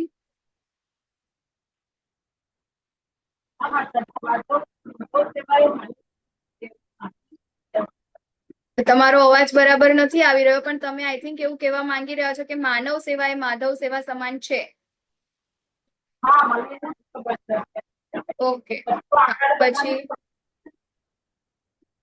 રૂપલ માતાજી. માનવ સેવા એ પ્રભુ સેવા. માનવ માનવ સેવા એ જ સેવા. પ્રભુ સેવા છે. પહેલા તમે માનવ સેવા કરશો તો એમાં પ્રભુ રહેલા જ છે, એટલે માનવ સેવા એ જ પ્રભુ સેવા છે. ઓકે, ચાલો. માનવ સેવા એ જ પ્રભુ સેવા છે, મતલબ આ સેન્ટેન્સ બરાબર છે. દીપક પ્રભુજી. માતાજી પ્રભુ સેવા નથી. Okay, hello. દીપક પ્રભુજી કહે છે કે આ પ્રભુ સેવા નથી. કોણ? ના, તો કૃષ્ણ કૃપાલે આ નહીં. પ્રભુજી બોલે છે. Thank A you. વાત હતી. દીપક પ્રભુજી બોલો. દરેક મનુષ્યના શરીરમાં આત્મા રહેલી છે અને આત્મા એ જ આપણે પરમાત્મા છે. તેથી માનવ સેવા એ જ પ્રભુ સેવા થાય. ઓકે, ચાલો. હરી બોલ. બીજા કોઈ છે જેને જવાબ આપવા છે? હરે કૃષ્ણ. જે લોકો મને હેન્ડ રેસ વાળા આટલા જ દેખાય એટલા મેં એટલે નામ બોલી. 18 અધ્યાય શ્લોક 61 કે કૃષ્ણ ભગવાન કહે છે કે હું દરેક પ્રાણીઓના હૃદયમાં વસું છું. તો હા. માનવ સેવા એ પ્રભુ સેવા છે. આ કોણ બોલી રહ્યું છે? અચ્છા, કિરણ પ્રભુજી. હા, ઓકે, ચાલો. બીજું હરે કોઈ છે? કૃષ્ણ માતાજી. હરે હરે કૃષ્ણ કૃષ્ણ. માતાજી. માનવ સેવા એ માધવ સેવા સમાન નથી. ઓકે, વેલુભા વાઘેલા પ્રભુજી બોલી રહ્યા છે માનવ સેવા એ માધવ સેવા સમાન નથી. ઓકે, ચાલો. હરે બીજા કોઈ છે કૃષ્ણ. જેને આન્સર આપવા હરે છે? કૃષ્ણ. હરે હરે કૃષ્ણ. કૃષ્ણ. હરે કૃષ્ણ. હા, માતાજી, પ્રભુજી. બંને વસ્તુ અલગ અલગ છે. માનવ સેવા અને માધવ સેવા. એનો અર્થ એવો નથી કે માનવ સેવા કરવાની નથી. માનવ સેવા કરવાની છે, પણ ભગવાનને સેન્ટરમાં રાખીને માનવ સેવા કરવાની છે. પણ બે વસ્તુ અલગ અલગ છે. આપણે ખાલી માનવ સેવા કરી લઈએ એટલે ભગવાનની સેવા થઈ જ ગઈ અને આપણે કોઈ જાતની ભક્તિ કરવાની જરૂર જ નથી, એવું માનવું ને એ ખોટું છે. હરે કૃષ્ણ. હરે કૃષ્ણ.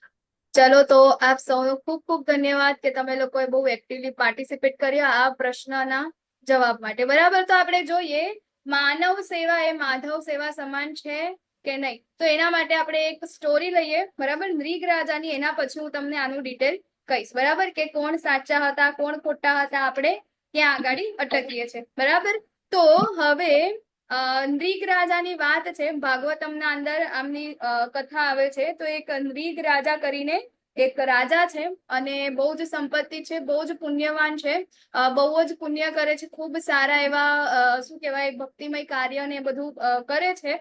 તો હવે એક શું કરે છે, એમની રોજની એક દિનચર્યા હોય છે. દિનચર્યામાં શું હોય છે કે રોજનું એમનું બીજું બધું કામ પૂરું કરી અને રોજ એ શું કહેવાય 10 બ્રાહ્મણોને શું કરે છે, ગાયો એને દાનમાં આપે છે. બરાબર, કેટલી ગાયો દાનમાં આપે છે? રોજ કેટલી ગાયો આપે છે દાનમાં? કોણ કહેશે મને? જૂના પાર્ટિસિપન્ટ. 10 ગાયો. નહીં, 10,000 ગાય. બરાબર, 10 ગાય નહીં, 10,000 ગાય એને શું કરે છે? બ્રાહ્મણોને એ દાનમાં આપે છે. અને 10,000 ગાય જેવી તેવી નથી. બરાબર, એકદમ સારી એવી શારીરિક રીતે સારું એવું દૂધ આપે, સોનેથી મઢેલી શ્રૃંગાર વાળી બહુ જ સારી એવી એ શું કરે છે? 10,000 ગાય રોજ એટલી આપે છે. વિચાર કરો, એક દિવસની 10,000 ગાય, તો એની પાસે કેટલી ગાયોનો સ્ટોક હશે કે નહીં હશે? તો એ કેટલા બધા ધનવાન હશે. બરાબર ને? તો હવે શું થાય છે? આ બધું જ કાર્ય એ શેના માટે કરે છે કે શું કહે, કારણ કે મારે દાન કરવું જોઈએ, બ્રાહ્મણોને દાન કરીશું તો શું થશે? પુણ્ય કર્મ આપણા ભેગા થશે. બરાબર ને? તો શું થાય છે? એક દિવસ એક બ્રાહ્મણને એ દાન કરે છે અને એમાંથી જે 10,000 ગાય જે આપે છે એમાંથી એક ગાય ત્યાંથી શું કરે છે? એના પાસેથી બ્રાહ્મણના ઘરેથી છૂટી અને દોડતી પાછી શું કહેવાય શોધતી રાજાના વાડામાં પાછી આવી જાય છે. તો હવે રાજાને તો ખબર નહીં કે આવી ગઈ. તો બીજા દિવસે, હવે આખી આ રાત થઈ ગઈ, બીજો દિવસ થઈ ગયો, બીજા દિવસે રાજાનું તો શું હતું? રોજનો નિત્યક્રમ હતો. તો બીજા બ્રાહ્મણ આવે છે અને એ લોકોને એ ગાયો દાનમાં આપે છે. તો હવે જે ગાય પેલી આવી હતી એ પણ એ શું થઈ જાય છે? બીજા બ્રાહ્મણને એ દાનમાં જતી રહે છે. બરાબર, કારણ કે ઉપર લખેલું તો હતું ને કે આ ગાય તો ગઈકાલે અપાઈ ગઈ છે. બરાબર ને? કારણ કે એ તો ત્યાં આગળ ગઈ તો એમને તો ખબર નહીં. તો હવે જે આગલા દિવસની જેની ગાય એના ઘરેથી પાછી આવી ગઈ છે, એ બ્રાહ્મણ આવે છે ત્યાં આગળ અને કહે છે કે રાજા, આ ગાય તો તમે મને ગઈકાલે દાનમાં આપી દીધી હતી અને આજે તમે આ બીજા બ્રાહ્મણને આપી દીધી, મતલબ કે તમે બ્રાહ્મણને આપેલું દાન તમે પાછું લઈ લીધું, બરાબર ને? એને એ તો કેવો છે, બરાબર ને? એ તો શાસ્ત્રની વિરુદ્ધ છે, આ વસ્તુ તો ના કરવું જોઈએ. ત્યારે રાજા એને કહે છે કે મને આ વસ્તુની ખબર નથી, બરાબર, તો તમે એવું હોય તો મારી પાસે જેટલી ગાય છે એમાંથી તમારે જેટલી જોઈએ છે એ પ્રમાણે તમારી રીતે સિલેક્ટ કરીને તમે લઈ જાઓ. ત્યારે કે છે કે ના, મને તો આ જ ગાય જોઈએ, બરાબર ને? ત્યારે પેલા બીજા બ્રાહ્મણને કે છે કે તમે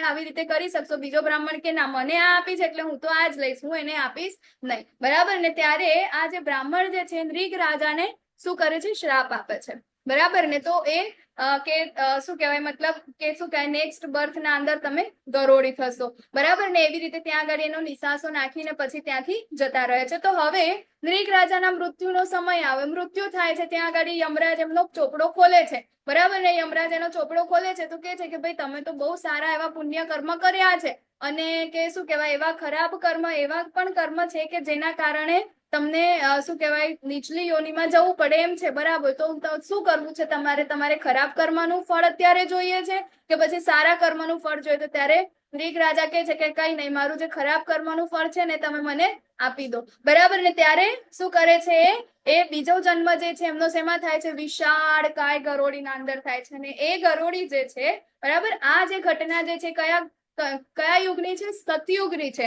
અને હવે આ ગરોળી એક કુવાના અંદર રહે છે, અને એ કુવાના અંદર, બરાબર, ભગવાન શ્રી કૃષ્ણ જયારે એમના બાળકો સાથે ત્યાંથી નીકળતા હોય છે ત્યારે એ બાળકોનો દડો જે છે ત્યાં આગળ અંદર પડી ગયો હોય છે. એટલે કૃષ્ણ ભગવાન એને લેવા જાય છે ત્યારે વિશાળ કાય ગરોળીને જોવે છે, બરાબર ને? વિશાળ કાય ગરોળીને જોવે છે અને એના ઉપર આવી રીતે હાથ મૂકે છે, ત્યારે એમાંથી નૃગ રાજા પ્રકટ થાય છે. અને હવે કૃષ્ણ ભગવાન, બરાબર, અને એમના બાળકો એ કયા યુગમાં છે, દ્વાપર યુગના અંદર છે. તો વિચારો, સતયુગ થી દ્વાપર યુગના અંદર ગઈકાલે આપણે ગણના કરી હતી ને, કેટલા વર્ષો સુધી નૃગ રાજાને ગરોળીના શરીરમાં રહેવું પડ્યું, બરાબર ને? તો ત્યાં આગળ પછી એ ફરીથી નૃગ રાજાના શરીરમાં એ આવે છે અને બધી જ વસ્તુ ભગવાનની સામે કઈ બતાવે છે, બરાબર? ત્યારે નૃગ રાજાને એવું થાય છે કે ભગવાન, મેં તો આ કર્મ કર્યું, બરાબર છે, પરંતુ તમે મને આ જન્મના અંદર કેવી રીતે મળ્યા, બરાબર ને? પ્રશ્ન થાય ને, કારણ કે આ જન્મ તો એમને પૂરો કરવાનો હતો ને, એના પછી એમને સારા કર્મનું ફળ મળતું. ત્યારે ભગવાન એમને કહે છે કે એક દિવસ તમારા ત્યાં કોઈક સંન્યાસીઓ આવ્યા હતા, બરાબર, ભગવાનના ભક્તો આવ્યા હતા, અને એ ભક્તોને ભગવાનના પ્રચાર માટે કંઈક પ્રતો છપાવવાની હશે કે કંઈક કામ હશે, એના અંદર તમે એ લોકોને હેલ્પ કરી હતી. હવે આ જે હેલ્પ હતી ને, એ નૃગ રાજાને ખબર પણ નથી, બરાબર, કે મેં આવું કઈ કર્યું છે. ત્યારે ભગવાન એમને યાદ કરાયું કે આ કર્મ જે છે ને એને તું એ મારા માટે કર્યું. તો આ કર્મ કેવું થઈ ગયું, અકર્મ થઈ ગયું, કે જેને એના કર્મના ફળ સાથે બાંધ્યું નહીં, બરાબર? અને છેલ્લે શું થાય છે, ભગવત પ્રાપ્તિ કરાવી. એટલે કે આ જન્મના અંદર એમને ભગવત પ્રાપ્તિ થઈ, અને એના પછી જે આખી આ કથા જે છે, બરાબર, આગળ ચાલે છે. તો એવી જ રીતે અહીંયા ગાડી ભગવાન આપણને કહે છે કે ભગવત પ્રાપ્તિ ક્યારે થાય, જ્યારે આપણે અકર્મ કરીએ છીએ. અહીંયા ગાડી નૃગ રાજા શેના માટે કાર્ય કરતા હતા, શેના માટે આટલી બધી ગાય દાનમાં આપતા હતા? કારણ કે એમને પુણ્ય કર્મ, સ્વર્ગની ઈચ્છા હતી, બરાબર ને? કેમ મારા સારા પુણ્ય કર્મનો હિસાબ ત્યાં આગળ ભેગો થાય, બરાબર ને? તો એવી જ રીતે આપણે મુક્તિ મેળવવા માટે આતુર વ્યક્તિ, આપણે શેના માટે આ કાર્ય કરીએ કે મને મુક્તિ મળી જાય, બરાબર ને? એટલા માટે જ આપણે શું કરીએ છીએ, માનવ સેવા કરીએ છીએ. અહીંયા ગાડી હવે તમારા પ્રશ્નનો જવાબ, બરાબર, કે માનવ સેવા એ માધવ સેવા સમાન છે કે નહીં? તો અત્યારે હું કહું એના પછી તમે જાતે નક્કી કરજો કે માનવ સેવા એ માધવ સેવા સમાન છે કે નહીં, બરાબર ને? તો માનવ સેવા આપણે શેના આધારે કરીએ છીએ? આપણને લાગે છે કે ભગવાને કીધું છે કે હું દરેક હૃદયના જીવમાં, દરેક જીવના હૃદયમાં પરમાત્મા તરીકે વાસ કરું છું, તો આપણે એ જોઈને આપણે એની સેવા કરીએ છીએ, બરાબર?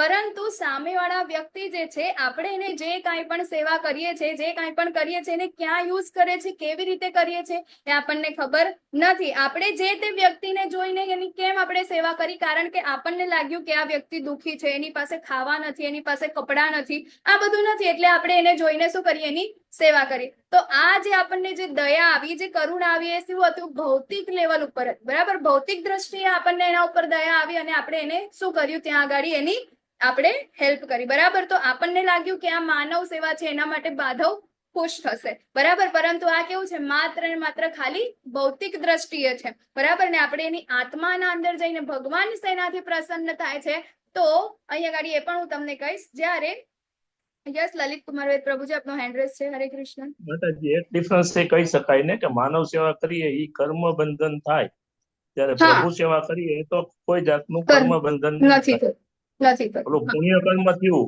પણ આપણો હમ. છુટકારો નથી થતો એમ. ના મળ્યો. હા એ જ એના પર જ આવું છું. થેન્ક યુ પ્રભુજી.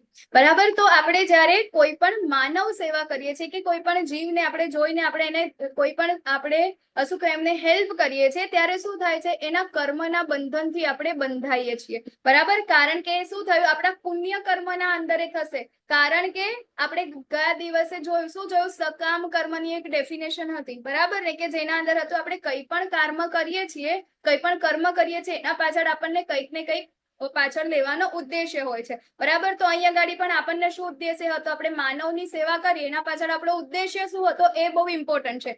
માનવ સેવા પ્રભુપાદે પણ કરી. બરાબર. એમને પણ માનવ સેવા કરી. ક્યાં આગળ, પાશ્ચાત્ય દેશોમાં જઈને એમને પણ શું કર્યું, બધા જ લોકોને શું આપ્યું, હરિનામ આપ્યું. બરાબર. ભગવાનની સાથે એમને જોડ્યા. તો આ છે આપણી ખરેખરી સાચી આપણી માનવ સેવા છે. અને અત્યારે ઇસ્કોનનું એક પણ એવું મંદિર નથી કે જ્યાં આગળ રોજના હજારો માણસોને શું કરશે, ફ્રી ઓફ કોસ્ટ ફૂડ મળે છે. બરાબર ને. તો અહીં આગળ એ વસ્તુ છે કે આપણે કઈ પણ વસ્તુની સાથે ભગવાનને જોડી દઈએ. બરાબર ને, તો જ આ જે આપણી સેવા જે છે માધવ સેવા છે. બાકી માનવ સેવા એ માધવ સેવા નથી. માધવ સેવા એટલે કે ભગવાનના પ્રીત્યાર્થે કરવામાં આવેલી સેવા, ભગવાનની પ્રસન્નતા માટે. બરાબર. યજ્ઞ અર્થાર્થ કર્મણો વાળું હે ને, કે આપણે કઈ પણ કર્મ કરીએ છીએ ભગવાનની ખુશી માટે કરીએ છીએ. બરાબર ને. તો આપણે જે કઈ પણ વ્યક્તિની હેલ્પ કરી કે આપણે એના માટે કઈ પણ સેવા કરી. બરાબર. તો એના અંદર આપણે જોવું જોઈએ કે એમાં ખરેખર જીવાત્માનો શું રોલ છે, એ જીવાત્મા ખરેખર ભગવાન સાથે જોડાઈ કે નથી જોડાઈ. બરાબર. તો આપણે કઈ પણ વસ્તુ કોઈ વ્યક્તિઓને દાન કરીએ છીએ. બરાબર. ચાલો એઝ ફોર એક્ઝામ્પલ આપણે ફૂડ ગણી લઈએ. બરાબર. ઘણા બધા લોકો અત્યારે ભૂખમરાના લીધે ઘણા બધા લોકો મરી રહ્યા છે. બરાબર ને. તો આપણે એ લોકોને ફૂડ માટે હેલ્પ કરી. તો શું એ ફૂડ આપણે ડાયરેક્ટ આપીએ કે પછી ભગવાનને અર્પણ કરીને આપીએ.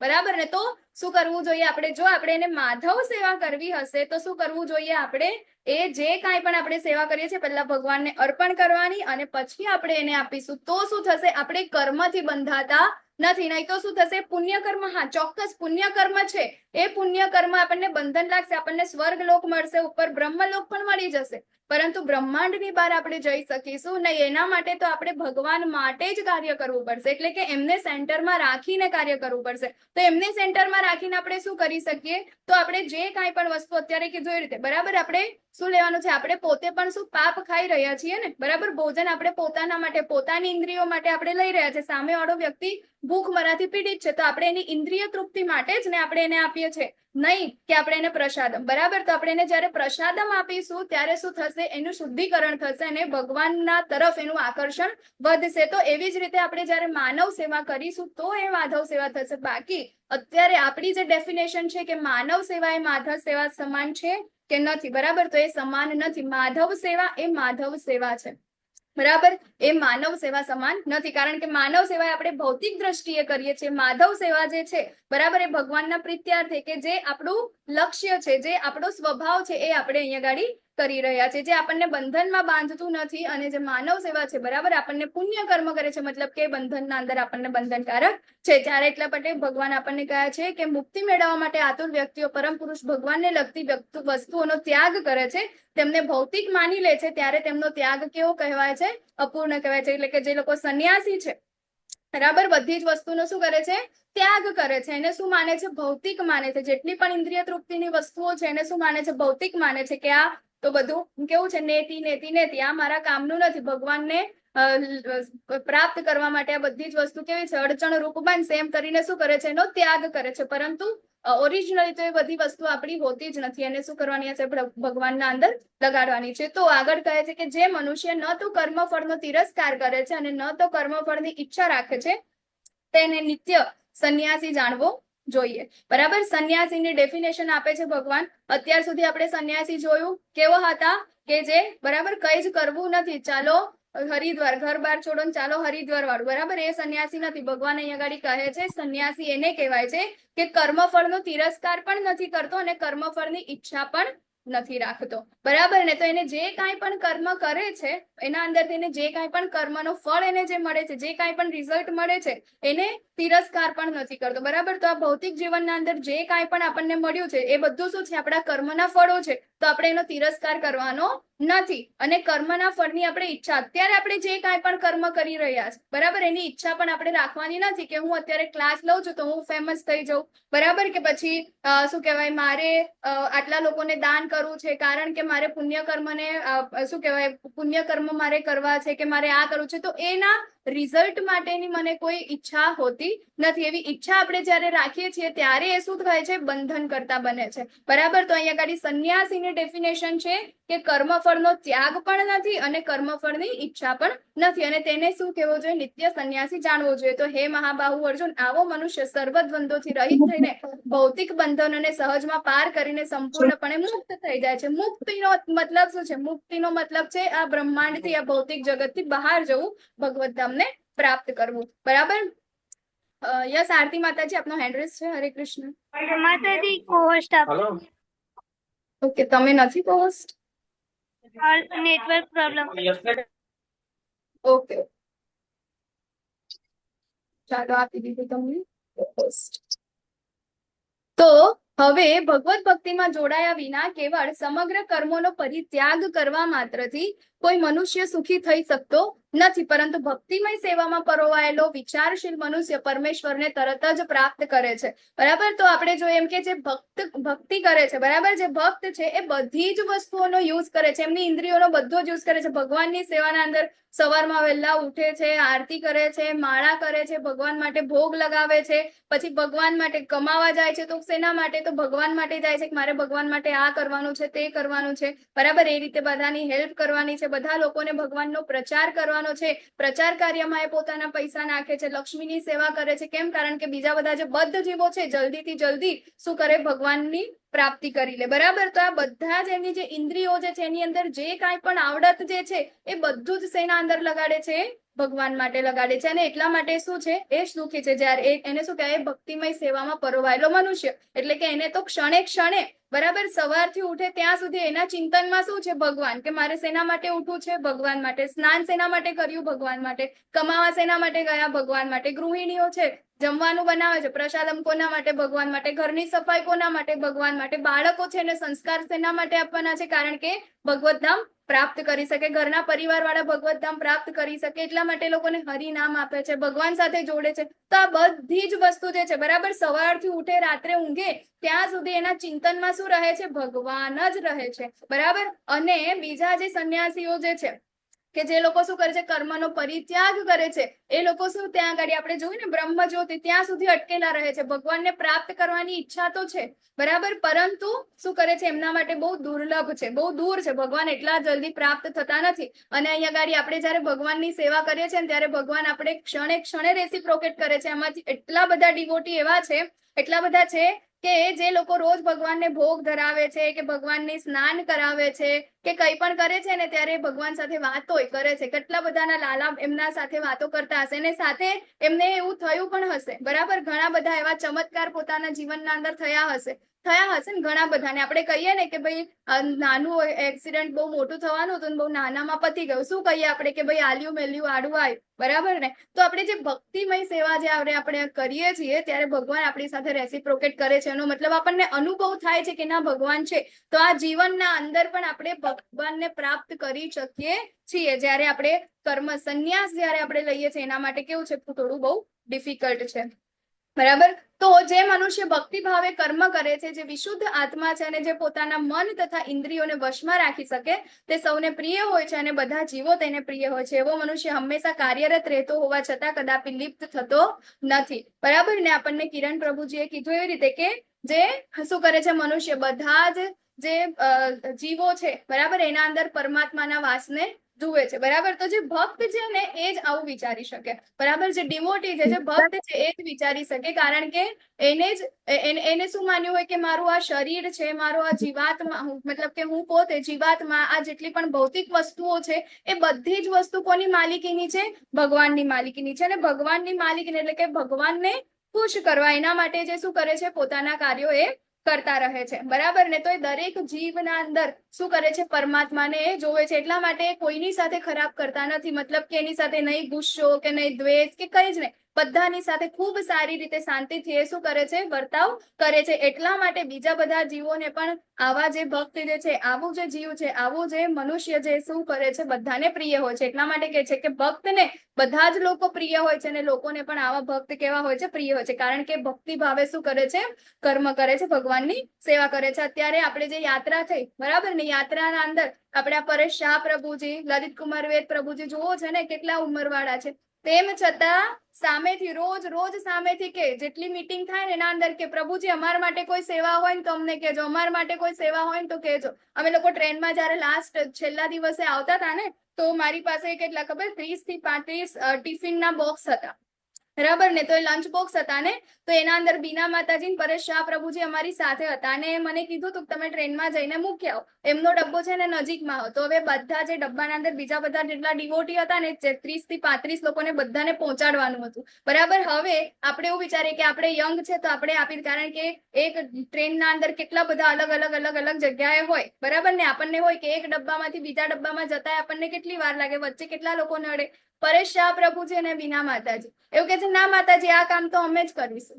બોલો, એ જ ના અંદર એ સેવા, બરાબર ને. તો એ છે એ ગાડી ભક્તિ ભાવે શું કરે છે, એ લોકોની સેવા કરે છે, કર્મ કરે છે, બરાબર. તો આવા લોકો કેવા હોય છે, બધાને પ્રિય હોય છે, સેવા માટે લાલાહિત હોય છે કે મને આ સેવા મળી જાય, આ સેવા મળી જાય, કે સેનાથી મારા કૃષ્ણ ખુશ થશે, ભગવાન મારા કેવી રીતે ખુશ થશે, બરાબર. તો આ જગતમાં રહીને વ્યક્તિ પોતાની ફરજ કેવી રીતે નિભાવી શકે, બરાબર. તો કેવી રીતે, જેવી રીતે કમળ પત્ર જે છે પાણીના અંદર રહીને પાણીથી લિપ્ત થતું નથી, એવી જ રીતે મનુષ્ય પણ આ જીવનના અંદર રહીને બધા જ કર્મ તો કરે છે. એટલે કે એની ઇન્દ્રિયો જે છે, બરાબર, એની જ્ઞાનેન્દ્રિય આપણે કે જોવું, સાંભળવું, બરાબર, એ છે આપણી જ્ઞાનેન્દ્રિય. અને કર્મેન્દ્રિય શું છે, આપણું આ બોલવું, એ બધી જે છે આપણી કર્મેન્દ્રિય છે, બરાબર ને. તો એ કર્મેન્દ્રિય અને જ્ઞાનેન્દ્રિય આપણી જેટલી પણ ઇન્દ્રિયો છે બધાનો ઉપયોગ કરે છે, પરંતુ એ આ શું થાય છે, આ જગતથી એ લિપ્ત થતો નથી. જેમ કે એક ડિવોટી છે, બરાબર. ડિવોટી પણ રોજ સવારે ઉઠીને ટિફિન લઈને શું કરે છે, જોબ ઉપર જાય છે, નોકરી કરવા જાય છે, બરાબર. પરંતુ એના પાછળ એનો ઉદ્દેશ્ય શું હોય કે આ નોકરી કરી અને મને જે કાંઈ પણ લક્ષ્મી મળે છે ને એ લક્ષ્મીને હું ક્યાં લગાડીશ, બરાબર. હું કેવી રીતે હું મારા ગોવિંદના ચરણોમાં કે પછી હું કેવી રીતે મારા માધવની સેવામાં આને લગાડી શકું છું. જ્યારે બીજો વ્યક્તિ છે જે ડિવોટી નથી, બરાબર, અને એ પણ સવારથી ઉઠીને ટિફિન લઈને પણ જોબ કરવા તો જાય છે, પરંતુ એના પાછળ એની ઈચ્છા શું હોય છે કે આ વખતે મને આટલી સેલેરી મળશે ને એટલે એમાંથી આટલું આ કરીશ, આટલું આ કરીશ, આટલું આ કરીશ, આમ કરવાનું છે, તેમ કરવાનું છે. આ વખતે તો શું કહેવાય માલદીવ્સ ફરવા જવાનું છે, આ વખતે શું કહેવાય ઘરમાં નવું ફર્નિચર કરાવવાનું છે. એટલે શું કરે છે, પોતાની ઇન્દ્રિયોને તૃપ્ત કરવા માટેના પ્લાનિંગ પ્લોટિંગ કરે છે અને એના માટે જ શું કરે છે, એ પોતે આટલું કામ કરે છે. જ્યારે શું કરે છે બીજો વ્યક્તિ છે, હરે કૃષ્ણ, બીજા વ્યક્તિ જે છે એ શું કરે છે, આ કામ કરે તો છે પરંતુ આ ભૌતિક જગતથી શું થાય છે, અલિપ્ત રહે છે. એટલે કે ભૌતિક જગતના અંદર જેટલા પણ કર્મના બંધન જે છે એ બંધનથી અલિપ્ત રહે છે. બંને વ્યક્તિ એક જ ઓફિસમાં કામ કરે છે, બંનેની મેન્ટાલિટી અલગ છે, બંનેના જે એમ જે છે અલગ છે, બરાબર. તો જે વ્યક્તિ શું કહેવાય ભગવાન માટે એને સેન્ટરના અંદર ભગવાન રાખ્યા છે કે મારે આ ડ્યુટી કોના માટે કરવાની છે, તો હવે એને આ કર્મનું બંધન લાગશે, એને નહીં લાગે, બરાબર. પરંતુ જે બીજો જે છે એને જે પોતાની ઇન્દ્રિય માટે કરે છે એને તો આ કર્મનું બંધન લાગશે, બરાબર. તો એને પણ શું થશે, આપણે જોઈશું આગળના ચેપ્ટર્સના અંદર. રજોગુણી વ્યક્તિ છે આવો, બરાબર ને. તો રજોગુણીને ફરીથી ક્યાં જન્મ મળે છે, બરાબર ને. તો એ જ વ્યક્તિ સેમ ઓફિસના અંદર સેમ પોસ્ટ ઉપર સેમ કામ કરે છે, એકને ગોલોકધામ મળે છે અને એકને ફરીથી આ જગતના અંદર આવવું પડે છે. તો એવી જ રીતે આ જે ગોલોકધામ પ્રાપ્ત કરેલો જે વ્યક્તિ છે, બરાબર, તો એ ભક્ત જે છે એ કેવી રીતે આ જગતના અંદર રહે છે, તો જેવી રીતે આ કમળ પત્ર જે છે જળથી અલિપ્ત રહે છે એવી જ રીતે શું કરે છે, અહીંયા ગાડી કાર્ય કરે છે. એટલે પાપ કર્મોથી અલિપ્ત રહે છે. તો યોગીજનો અનાસક્ત થઈને શરીર, મન, બુદ્ધિ અને ઇન્દ્રિયો દ્વારા પણ કેવળ આત્મશુદ્ધિના હેતુ માટે કર્મ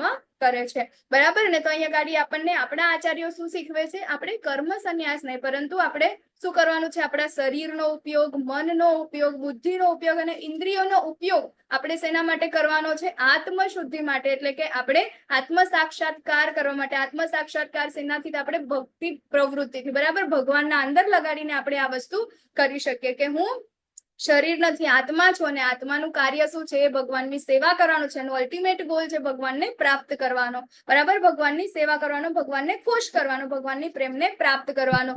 તો આ બધી જ વસ્તુ જે છે, બરાબર, શરીર, મન, બુદ્ધિ અને ઇન્દ્રિય એને શું કરવાનું છે? આપણે ભગવાનના માટે આત્મશુદ્ધિ માટે એનો યુઝ કરવાનો છે, નહીં કે આપણે ઇન્દ્રિય તૃપ્તિ માટે આપણે એનો યુઝ કરવાનો છે. આપણું આ જીવાત્મા જે છે એ કેટલા બધા અનંત જન્મોથી શું કરે છે? આ ભૌતિક જગતના અંદર આવે છે અને શું થાય છે? આ જગતના અંદર આવી અને માયાદેવીના અંડરમાં રહી અને એનાથી શું થઈ જાય છે? લિપ્ત થઈ જાય છે અને શું કરે છે? કર્મ તો કરે છે, કાર્ય તો કરે જ છે, પરંતુ શું થાય છે?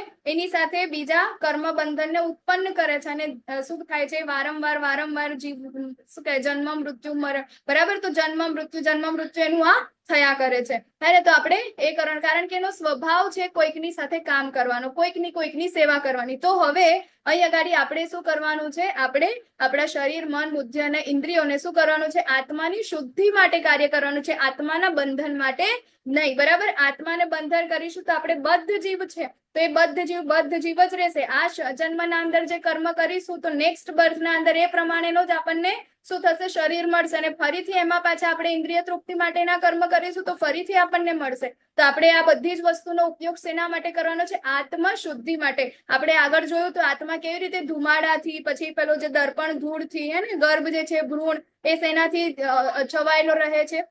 તો એ આત્મા જે છે આપણે એને શું કરવાનું છે? શુદ્ધ કરવાનું છે. એ ધુમાડાને આપણે દૂર કરવાનું છે, અરીસા પરથી એ ધૂળને સાફ કરવાની છે. તો એ શેનાથી આપણે કરી શકીશું? તો આના ઉપયોગ વડે. શેનાથી? શરીર, મન, બુદ્ધિ અને ઇન્દ્રિયો કે જે આપણને ભગવાને આપી છે એના દ્વારા આપણે આ કાર્ય કરવાનું છે. બરાબર? એના હેલ્પથી. હે ને? તો ઘણા બધા લોકો છે, હે ને, તો એ પોતાના શરીરને સવારે 4 વાગે કે 5 વાગે ઉઠીને શું કરે? જોગિંગ કરવા જાય, યોગા કરે. આ બધું શેના માટે? સાર સુંદર દેખાવા માટે, હે ને, એ બધી વસ્તુઓ કરવા માટે એનો ઉપયોગ કરતા હોય. પરંતુ અહીંયા ગાડી આપણને આચાર્ય ભગવાન શું કહે છે? કે આત્મશુદ્ધિના હેતુ માટે આ બધું કરવું જોઈએ. બરાબર? શરીરને સારું રાખવું જોઈએ, વ્યાયામ કરવા જોઈએ, શુદ્ધ ખોરાક લેવો જોઈએ, પરંતુ શેના માટે? શરીરને સારું શેના માટે રાખવાનું છે? આપણે ભક્તિ કરી શકીએ, આત્મશુદ્ધિ આપણે કરી શકીએ, એના કાર્ય માટે આ કાર્ય કરવાનું છે. બરાબર? તો એના તો બેસ્ટ એક્ઝામ્પલ છે આપણા શ્રીલા પ્રભુપાદ 70 વર્ષની ઉંમરે. બરાબર? અત્યારે આપણે જોઈએ તો આપણા ઘરે દાદા દાદી હોય ને, હે ને, 60-65 વર્ષની ઉંમરે 4 સીડીઓ પણ ના ચડી શકે, હે ને, તો ત્યાં આગળ 70 વર્ષની ઉંમરે પ્રભુપાદે શું કર્યું? ત્યાં આગળ પાશ્ચાત્ય દેશોના અંદર જઈને કેટલા બધા લોકોને કૃષ્ણ ભક્ત બનાવ્યા. ભગવાન માટેનો જે પ્રેમ જે છે એ બધાને આપ્યો. તો ભગવાન આગળ કહે છે કે ભક્તિમાં સ્થિર થયેલો મનુષ્ય પરમ શાંતિ પામે છે, કારણ કે તે પોતાના સર્વ કર્મના ફળ મને અર્પિત કરે છે. પરંતુ જે મનુષ્ય ભગવાન સાથે સંલગ્ન હોતો નથી તથા જે પોતાના શ્રમના ફળનો લોભી છે તે બદ્ધ થઈ જાય છે. બરાબર? તો આપણે જે કાંઈ પણ કર્મ કરીએ છીએ અને એને પોતે કર્મના ફળને પોતે જ ભોગવવાની આપણી જો ઈચ્છા હશે, આપણે પોતાના માટે કરીશું તો એ શું થશે? કર્મ બંધન થશે અને એનાથી આપણે બદ્ધ થઈશું. પરંતુ જે ભક્ત જે છે એ જે કાંઈ પણ કરે છે બધું કોના માટે કરે છે? એ ભગવાન માટે પામે છે, ભગવાન માટે કરે છે અને એને શું થાય છે? ત્યાં આગળ શાંતિ પ્રાપ્ત થાય છે. આપણે બધા જ છે ને અત્યારે કેટલા બધા ઘરે ઇવન જેટલા પણ લોકો છે બધાને ક્યાંક ને ક્યાંક જીવનના અંદર અશાંતિ છે. બરાબર? કોઈ પણ જગ્યાએ કોઈકને શાંતિ નથી. કેમ નથી? કારણ કે આપણને જે વસ્તુ ખૂટે છે, આપણો જે સ્વભાવ જે છે એ સ્વભાવ આપણે એને આપતા નથી. બરાબર? આપણી આત્માને જે જોઈએ છે એ આપણે આપતા નથી. આપણી આત્માને શું જોઈએ છે? તો ભગવાનનો પ્રેમ જોઈએ છે. બરાબર? ભગવાનનો પ્રેમ કેવી રીતે પ્રાપ્ત કરી શકાય? તો ભગવાનનો પ્રેમ આપણે ભગવાનની ભક્તિમય સેવાઓ દ્વારા પ્રાપ્ત કરી શકાય. બરાબર? જ્યારે આપણે આ વસ્તુ કરતા શીખી જઈશું, કરતા થઈ જઈશું, પ્રેક્ટિકલ કરતા થઈ જઈશું, ભોગ લગાવીશું, માળા કરીશું, આ શું છે? ભક્તિના પ્રેક્ટિકલ છે. આટલી વસ્તુ આપણે જ્યારે કરતા થઈ જઈશું ને તો ભગવાનનો પ્રેમ આપણને અવશ્ય પ્રાપ્ત થશે અને એ વખતે આપણને શાંતિ પ્રાપ્ત થશે 100% ગેરંટી છે. બરાબર? તો જ્યારે દેહધારી જીવાત્મા પોતાની પ્રકૃતિને વશમાં કરી લે છે અને મનથી બધા કર્મોનો પરિત્યાગ કરે છે ત્યારે 9 દ્વારવાળા આ નગરમાં કશું કર્યા કે કરાવ્યા વગર સુખપૂર્વક રહે છે. બરાબર? એટલે આપણે કેવા છે? દેહધારી જીવાત્મા છે. આપણને આ દેહ મળ્યું છે કેવું છે? 9 દ્વાર વાળું છે. 9 દ્વાર કયા કયા છે? તો 2 આંખ છે, 2 કાન છે, બરાબર, 2 નાક છે, મોઢું છે, ગુદા અને જનેન્દ્રિય. બરાબર? એવી રીતે ટોટલ આપણા 9 દ્વાર છે. 9 દ્વારનું બનેલું આ શરીર છે. બરાબર? તો જ્યારે શું કરે છે? પોતાની પ્રકૃતિને વશમાં કરી લે. પ્રકૃતિ એટલે પ્રકૃતિના દ્વારા આપણને જે મળેલા ગુણો જે છે, બરાબર ને, એને આપણે જયારે વશમાં કરી લઈએ છીએ, મનથી આપણે બધા કર્મોનો શું કરીએ છીએ? જયારે પરિત્યાગ કરીએ છીએ, પરાણે નહીં. બરાબર ને? ત્યારે શું થાય છે? આપણે અહીંયા ગાડી સુખપૂર્વક રહી શકીએ છીએ. એ ક્યારે પોસિબલ છે? માત્ર ને માત્ર ભક્તિમય સેવા દ્વારા જ પોસિબલ છે. એના સિવાય કોઈ જ પણ વસ્તુ પોસિબલ નથી. એક પ્રેક્ટિકલ ઉદાહરણ તમને આપું કે ઇસ્કોનના અંદર આવ્યા પછી કેટલા બધા લોકોના વર્ષો જૂના વ્યસન છૂટી ગયા. બરાબર?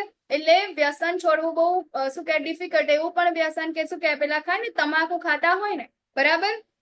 તમાકુ ખાતા હોય, કેટલા વર્ષ થઈ ગયા? અત્યારે એ વ્યક્તિને આઈ થિંક શું કહેવાય 58 કે 60 સમથિંગ 65 સમથિંગ વર્ષ થયા છે. એમની એજ એટલી છે. એમને ચાલુ કર્યું હતું કંઈક 15 કે 20 વર્ષની ઉંમરે એ ખાવાનું ચાલુ કર્યું. એક વખત ખાલી યાત્રાના અંદર જોડાયા અને આવી જ રીતે શું કહેવાય ભગવદ્ ગીતાનો આવી જ રીતે ક્લાસ, આપણા જ કોંગ્રીગેશનની વાત કરું છું, બરાબર? આવી રીતે ક્લાસીસના અંદર જોડાયા. એ ક્લાસીસના અંદર આવી જ રીતે લેવલ 1 કમ્પ્લીટ કર્યું. યાત્રાનું અનાઉન્સમેન્ટ થયું, યાત્રામાં આવ્યા. યાત્રાના બીજા દિવસથી એ વ્યક્તિએ વ્યસન છોડી દીધું, બરાબર? એમને પછી કીધું કે મેં કેટલી વખત મેં ટ્રાય કર્યું. એમના ઘરમાં બધા ભણેલા ગણેલા સારા વ્યવસ્થિત લોકો, બરાબર ને, કે મેં ઘણી બધી વાર ટ્રાય કર્યું કે મને છોડી દઉં. મને ઘરે ઘણા બધા લોકો કે શું કહેવાય, મને એવું થાય કે મને બધા મને કહે છે, મને થાય પણ ખરું, બહુ દુઃખ થાય કારણ કે મને છોડી નથી શકતો. પરંતુ ત્યાં આગળ આવી અને એને વ્યક્તિએ શું કર્યું છે? આટલા વર્ષોની જૂની આદત પણ એને શું કરી છે? છોડી દીધી છે. શેના દ્વારા? તો માત્ર ને માત્ર ભક્તિમય સેવા દ્વારા. બાકી તો આપણું મન જે છે આપણને નચાવ્યા જ કરશે. એ ક્યારેય આપણે આ જેટલી આપણી લતો જે છે જવાની નથી. એ માત્ર ને માત્ર શેના દ્વારા આપણે એને કંટ્રોલ કરી શકીએ? ભક્તિમય પ્રવૃત્તિથી, બરાબર? તો ત્યારે જ આપણે આ જે નગર જે છે 9 દ્વાર વાળું, ત્યાં આગળ આપણે સુખપૂર્વક રહી શકીએ છીએ, બરાબર? શરીરના 9 દ્વાર તમને કરતા. પરંતુ જ્યારે કોઈ મનુષ્ય અવિદ્યાને નષ્ટ કરનારા જ્ઞાનથી પ્રબુદ્ધ થાય છે, ત્યારે જેવી રીતે દિવસે સૂર્ય દ્વારા બધું પ્રકાશિત થાય છે, તેવી રીતે તેના એ જ્ઞાનથી બધું જ પ્રગટ થઈ જાય છે, બરાબર? તો જ્યારે આપણે ભક્તિમય સેવાઓ ચાલુ કરીશું ને, બરાબર, ત્યારે શું થશે? આપણી જે વિદ્યા જે છે, બરાબર, એ ઓટોમેટિક અંદરથી પ્રકાશિત થશે. આપણા બધાના અંદર કોણ છે? ભગવાન પરમાત્મા તરીકે વાસ કરે છે ને, બરાબર? પરંતુ આપણે પરમાત્માને શું કરીએ છીએ? ભૂલી જ ગયા છે, એક બાજુ મૂકી દીધું છે અને પોતાની ઇન્દ્રિય તૃપ્તિ માટે આ બધા કાર્ય કરી રહ્યા છે, બરાબર ને? તો આપણે જ્યારે આ જ્ઞાન આપણે જ્યારે લઈશું, ભક્તિમય સેવા કરીશું, ત્યારે શું થશે? આપણે પરમાત્મા અંદર હોવાનો આપણને અનુભવ થાય છે. એટલે ઓટોમેટિક બધી જ વસ્તુ શું થઈ જશે? આપણને પ્રકાશિત થઈ જશે. જ્યારે મનુષ્યની બુદ્ધિ, મન, શ્રદ્ધા તથા આશ્રય સર્વથા ભગવાનમાં સ્થિર થઈ જાય છે, ત્યારે તે પૂર્ણ જ્ઞાન દ્વારા સર્વ સંશયોથી વિશુદ્ધ થઈને સીધો મુક્તિ પંથે આગળ વધે છે, બરાબર? તો આટલા બધા જન્મોથી આપણે અહીંયા આગળ આ ભૌતિક જગતના અંદર ફસાયા છીએ, બરાબર ને? તો એ ફસાવા માટે આપણે જે કાંઈ પણ કર્યું છે, તો એ શેનાથી? આપણે અજ્ઞાનથી વશ થઈને કર્યું છે કે આ બધું મારું છે, આ બધું મારા દ્વારા નિયંત્રિત થાય છે, મારું ઘર મારું છે. હું ના હોઉં તો આ ઘરમાં શું થાય? આ લોકોનું હે ને, કે એક દિવસ હું ના હોય તો તમારા લોકોનું શું થાય? તો આ બધી જ વસ્તુને આપણે શું કર્યું છે? જેટલું પણ ભગવાન દ્વારા આપણને મળ્યું છે, બધા ઉપર આપણે પ્રભુત્વ જમાવવાનો આપણે શું કર્યો છે? ત્યાં પ્રયાસ કર્યો છે. મારું છે ને મારા માટે, બરાબર? એવી રીતે ઇન્દ્રિય તૃપ્તિ માટે આ બધા આપણે કાર્ય કર્યા છે અને એનાથી આપણે બંધનમાં બંધાયા ગયા અને આપણને જન્મ પર જન્મ મળ્યા ગયા. તો આપણને મુક્તિ મળી નહીં, બરાબર? તો આપણો અલ્ટિમેટ ગોલ છે મુક્તિ મેળવવાનો. તો એ મુક્તિ આપણને ક્યારે મળશે? જ્યારે આપણે મન, બુદ્ધિ, શ્રદ્ધા અને આશ્રય એ બધું જ આપણે જ્યારે ભગવાનના અંદર સ્થિર કરીશું, શરણાગત થઈશું, ત્યારે શું થશે? આપણને પૂર્ણ જ્ઞાન પ્રાપ્ત થશે અને એનાથી આપણે મુક્તિમાં આગળ વધીશું. તો વિનમ્ર સાધુઓ તેમના યથાર્થ જ્ઞાનના પ્રતાપે વિદ્વાન તથા વિનયી બ્રાહ્મણને ગાય, હાથી, કૂતરા તથા ચંડાળને સમાન દ્રષ્ટિથી જુએ છે, બરાબર? જે શું કહેવાય? પંડિત સમદર્શિન, કે જે ભક્ત જે છે, બરાબર? તો એ દરેકના અંદર એવું નહીં કે આ મનુષ્ય છે કે પછી આ શું કહેવાય પ્રાણી છે કે ચીટી છે કે કઈ, બરાબર? એને તો બધાના અંદર શું દેખાય છે? ભગવાનનો વાસ દેખાય છે. એક ચીટીનો જીવાત્મા હોય કે એક મનુષ્યનો જીવાત્મા હોય, બરાબર? જે ભક્ત થઈ જાય ને, ચીટીને પણ નથી મારતો, કારણ કે એને થાય કે ભાઈ ચીટીનો પણ એટલો જ જીવાત્મા છે જેટલો મનુષ્ય. મતલબ કે ચીટીને આપણે મારીએ ને તો એટલું જ પાપ લાગે છે જેટલું એક મનુષ્યને મારીએ છીએ, બરાબર ને? તો શું કરે છે કે આવા સાધુઓ તેમના યથાર્થ જ્ઞાનના પ્રતાપે, એના અંદર જ્ઞાન છે એટલા માટે શું કરે છે? બધા જ વ્યક્તિઓને, જેટલા બ્રાહ્મણ હોય, ગાય હોય, કૂતરા, ચાંડાલ, બધાને શું કરે છે? સમાન દ્રષ્ટિથી જુએ છે. ઓકે, તો આવો જીવન મુક્ત પુરુષ ભૌતિક ઇન્દ્રિય સુખ પ્રતિ આકૃષ્ટ થતો નથી, પરંતુ હર હંમેશ સમાધિમાં નિમગ્ન રહીને પોતાની અંદર જ આનંદનો અનુભવ કરે છે. અને બહાર કોઈ પણ આનંદ લેવાની જરૂર પડતી નથી. બહાર આપણે શું કરીએ છીએ? આપણને થોડાક થાકી જઈએ ને એટલે આપણને થોડો બ્રેક જોઈએ. ક્યારે લોંગ વીકેન્ડ આવશે? અત્યારે લોંગ વીકેન્ડ ચાલે છે ને, બરાબર. તો આપણને હાશ થાય આજે સન્ડે આવ્યો, હવે આ રજા આવી એટલે આપણે ક્યાં જઈએ? ગોવા જવાની પ્લાન બનીએ, દીવ જવાનું પ્લાન બનાવીએ, બરાબર ને, અહીંયા ફરવા જવાનું પ્લાન કરીએ, આ કરીએ, તે કરીએ, કિટી પાર્ટી કરીએ.